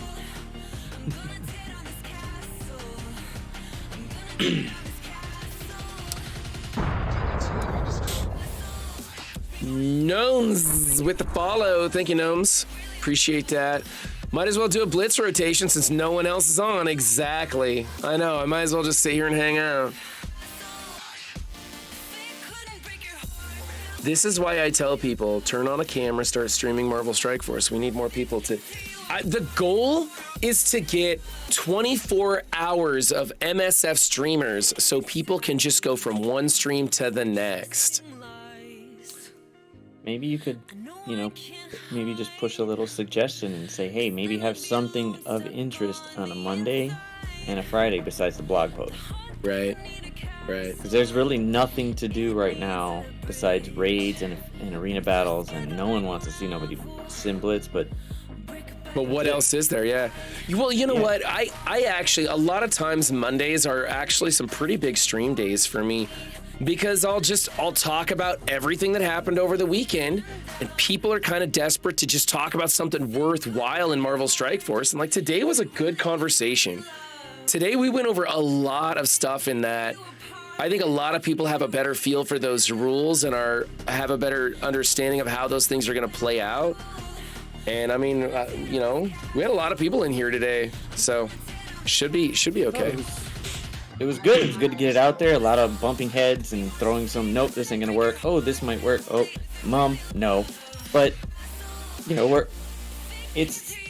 only so much on the Monday, but then you're done streaming. But from here to like maybe another 2.5, 3 hours, it's not really anything too much going. Because by then, server reset hits and boom.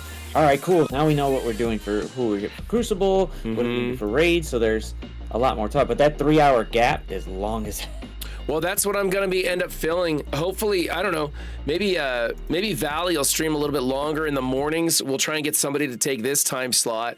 I'll end up doing noon to 3 o'clock, that boring lunch hour break where it's kind of a mishmash of everybody. And that's where I'm going to be streaming here in a couple of weeks when the schedule changes. For right now, I'm just going to keep Monday through Thursday. Sucks I can't stream Friday mornings. Friday mornings was the other unusually good streams for me because everybody was like waiting until the blog drops and no one wanted to stream in the mornings and there wasn't anything good on and everybody would come hang out and we would be like, what are you in anticipation of in the blog? What are you looking forward to? And we would kind of just make fun of, hey, Friday mornings are a time to just dick around. And we'd end up having some, and then I'd get my wife to come in here and she'd harass me in front of everybody. Everybody loves that shit. Who's going to handle all the CCs?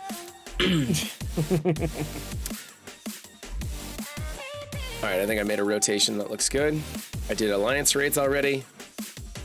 I'm so over Blitz. I am afraid to step into Arena. I have been having a very hard time in Arena lately, and I don't know why. I haven't been doing anything different. It's just all coming apart for me. I hate this team right here. I hate this placement.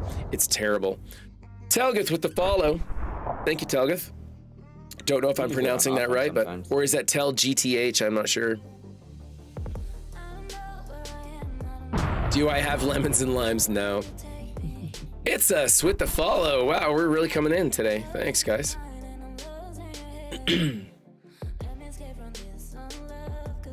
I'm actually wanting to do that team is cake. Walk him through it. You think so? All right. If you guys say it's cake, how am I supposed to beat this? It's Kang?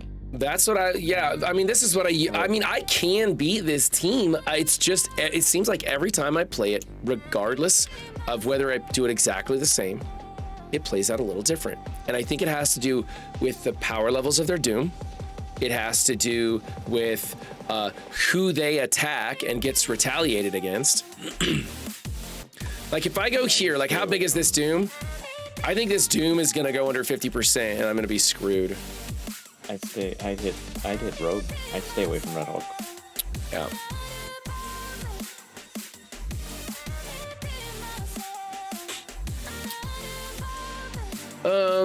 He's already got offense up and speed up, so we'll just do this.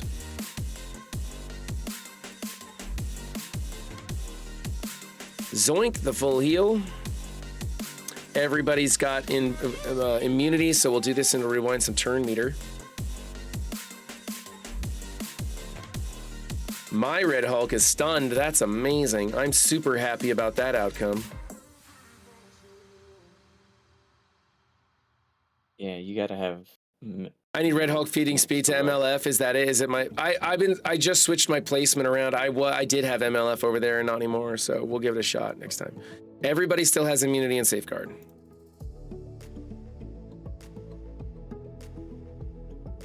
Oh, Killshot says he uses this placement. Guess we'll find out. Your Red Hawk might snap off. For those of you who don't know, my screen will always say there's emergency maintenance happening shortly. There is none. I still don't have a vulnerable on her. I must have soaked that up somehow.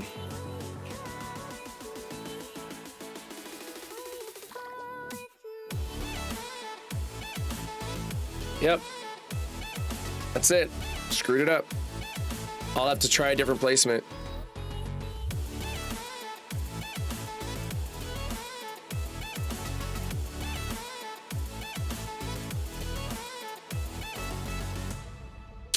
Yeah, it just gets uglier and uglier as this match goes on. Yeah, I probably would have did the basic for King. Yeah, that would have been a smart thing to do, huh?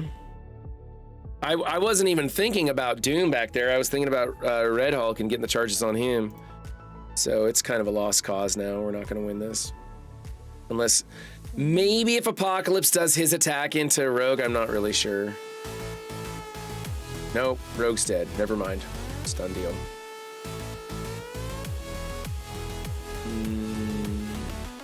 Try this. Nope. He did the full heal. Oh, good.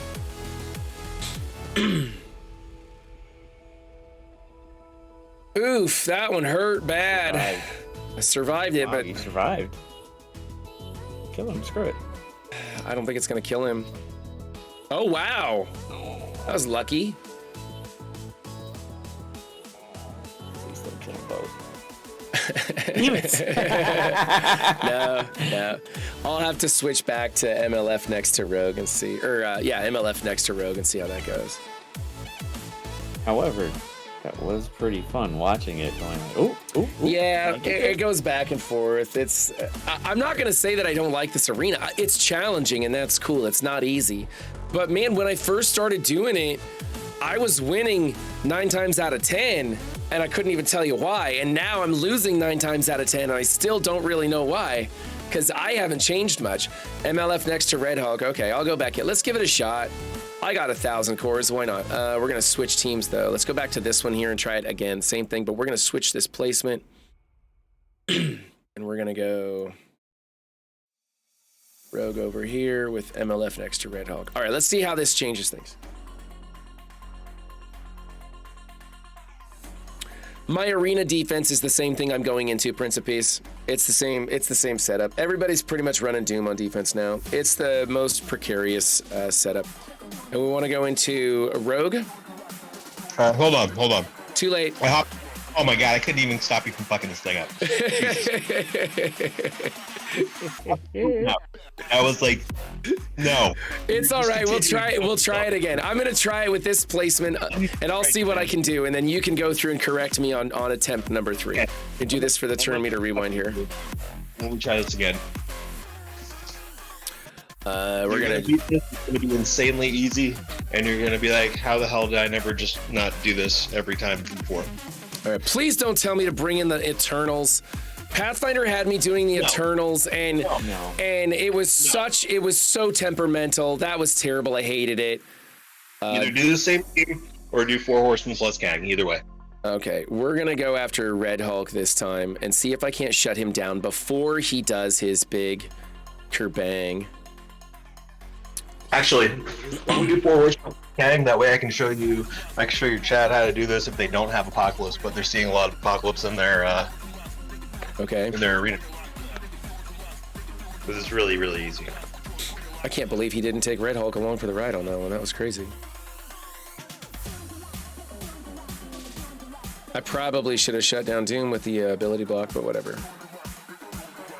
I'm barely even paying attention to this match. I'm an hour and 13 minutes over my normal stream run. This is just kind of... I lost my voice over an hour ago. We're barely hanging in here. Let's do... She doesn't have... Wow. She doesn't have that? Okay, fine. Let's do this. Done his MLF. You still might win this thing, though. Yeah, I might actually pull this out. No idea why.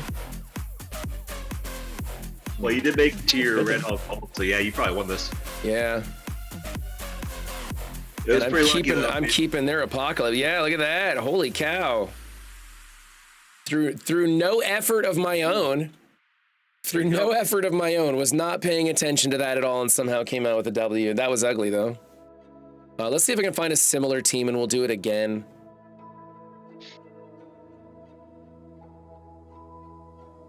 So what you normally want to target with Red Hulk's same thing. special? This is same. Oh, it's a little different. We want your best target you can get with Red Hulk special is going to be MLF, Doom, and Red Hulk. That's your best.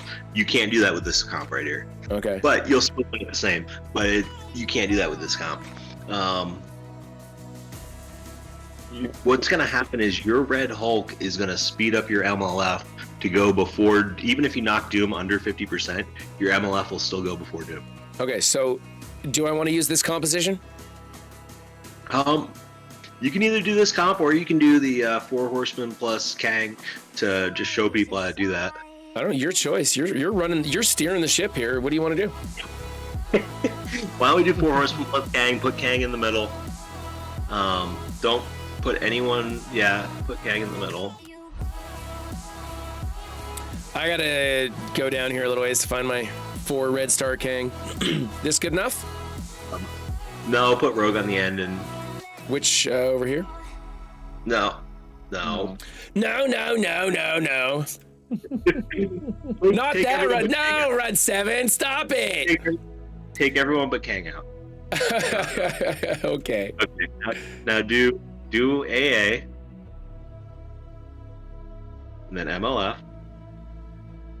And then Rogue. And then Red Hulk. Okay. There you go. That's the placement that you want if you're going to do 4 Horsemen with Kang. Okay. That guarantees that Red Hulk is going to speed up MLF and nothing wonky is going to happen. I've seen wonky shit happen when you switch up Red Hulk and MLF there before. So just to make absolute sure that doesn't happen, that's what we're going to do. Why is Rogue a fortifier right now? Because we were taking screenshots of stuff. Let me switch that up. Hold on. I'm going to save this. We're going to go switch that up. You're right. That's not supposed to be. That was because we were talking about that portable shield device with Rogue. I'm going to change her to a skirmisher. That's what I've got her as. You got like 4 strikers on that team, and nobody's putting out vulnerables. Okay. That's probably why you never saw it. I've got Red Hulk as a raider. Your Red Hulk's a striker right now. I can do him as a raider. He's already like 4. Let's do him as a raider. And I actually have... Because I built him as a raider originally, and then I went back and fetched him out as a striker. I put Kang as a raider for anything outside of CC. In CC, there's no question about it. Striker, nothing else. I put Kang as a raider for anything outside of CC. So we'll see how well this works with the striker. I mean, we can... Well, yeah, I don't have any more ISOs on Kang, so I'm going to keep him where he's at, and then you can let me know how it would fail if he was a raider. I wouldn't have you waste resources to test out my nonsense. Yes, you would. Yes, you would. Okay. Let's see here. We want the Doom. This one right here is the best we could find. That'll be just fine. All right, and we like this placement. We like these ISOs. We have a skirmisher and a raider and 3 strikers. Good enough. Okay. For this matchup, for the sake of this matchup, Kang would do better as a raider. Right. Because then you get some more vulnerables on the field for your strikers to work off of. Exactly. Mostly for AA, really. Okay. So target Doom, special with Red Hulk. Even though that's going to knock him under 50%, won't it? Doesn't matter. Oh, MLF still goes. Cool. MLF still goes. Cool. Do I want to target MLF for... No? Right where you're at. Okay.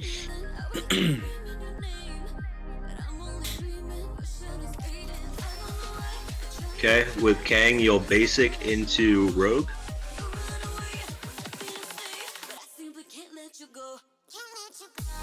Now with AA, you're going to special into Rogue. Special, not alt? Special, not alt. Special. Okay.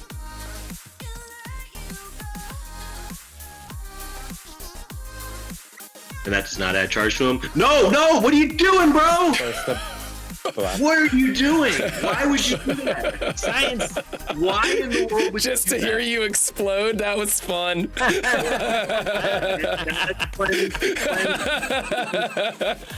Thankfully, that was so worth it to hear Zero just explode.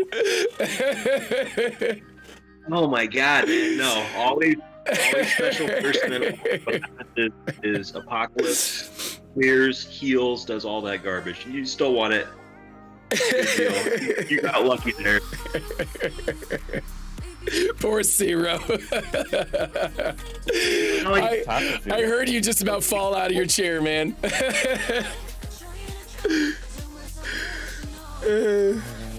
Basically, you can play it like this every single time, and you'll win every time. Just do the Red Hulk special or the Rogue special instead of the right, ultimate. What you want to do is you want to put the trauma on them first, and then you want to lock them into it. Right. Apocalypse can. Yeah. Okay. I just had to see if I could throw a wrench in that. That was actually fairly easy. So that's how you do it. Trauma on Red Hulk so it doesn't get cleansed. Yep. So, and preferably an easier version would be that first one that you fought where you're going into Doom, MLF, and Red Hulk as opposed to Doom, MLF, and Rogue would be an even easier version. And that would have less RNG elements to it. Okay. You'd be rewinding Red Hulk a little bit, even though you're adding the charges to him. You'd still get around to the special before he pops off, keeping him ability blocked with trauma. You don't have to. No, because did you see how hard you killed those 3 people on the right side before anyone could do anything? Annihilated them. Yeah. Red Hulk will be killed before you even get to Rogue Special. You get to Rogue Special and you do that on Rogue. Why are people still using Kang on defense? I don't understand that. Well, I can tell you a 7/7 Kang GT. Maybe that's why, huh? Yeah. You know that's still not a very easy fight. Hello. Oh my God. Hello. Yeah, it's still not. That was trauma on Zero. Yeah. All right. Rolf Karen is streaming. I don't think he's streaming MSF, but he's an MSF streamer and he's streaming. So you guys can go bug him while he plays apparently Mega Man. But that's better than nothing. And I can't stand streaming for another minute. My throat hurts so bad right now. Oh, Jumpy, I'm up to 50 cores, bro. I'm blowing through my cores too fast, and I honestly can't do this with my voice shot anymore. So we're gonna raid somebody.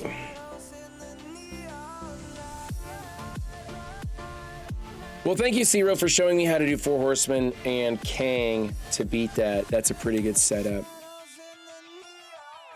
All right, you guys are all set to jump into Rolf Kieran's stream. Be sure to tell him I said hello. I'm gonna shut this down. I actually have to go pick up my kids and try and get one of these videos posted to YouTube as soon as I possibly can. Thank you all for joining me. Thank you guys for the voice. Yeah, ZKG, anytime, man. That was fun. So do some work. Yeah, go get something done. Hey, yeah, I'm gonna get something done.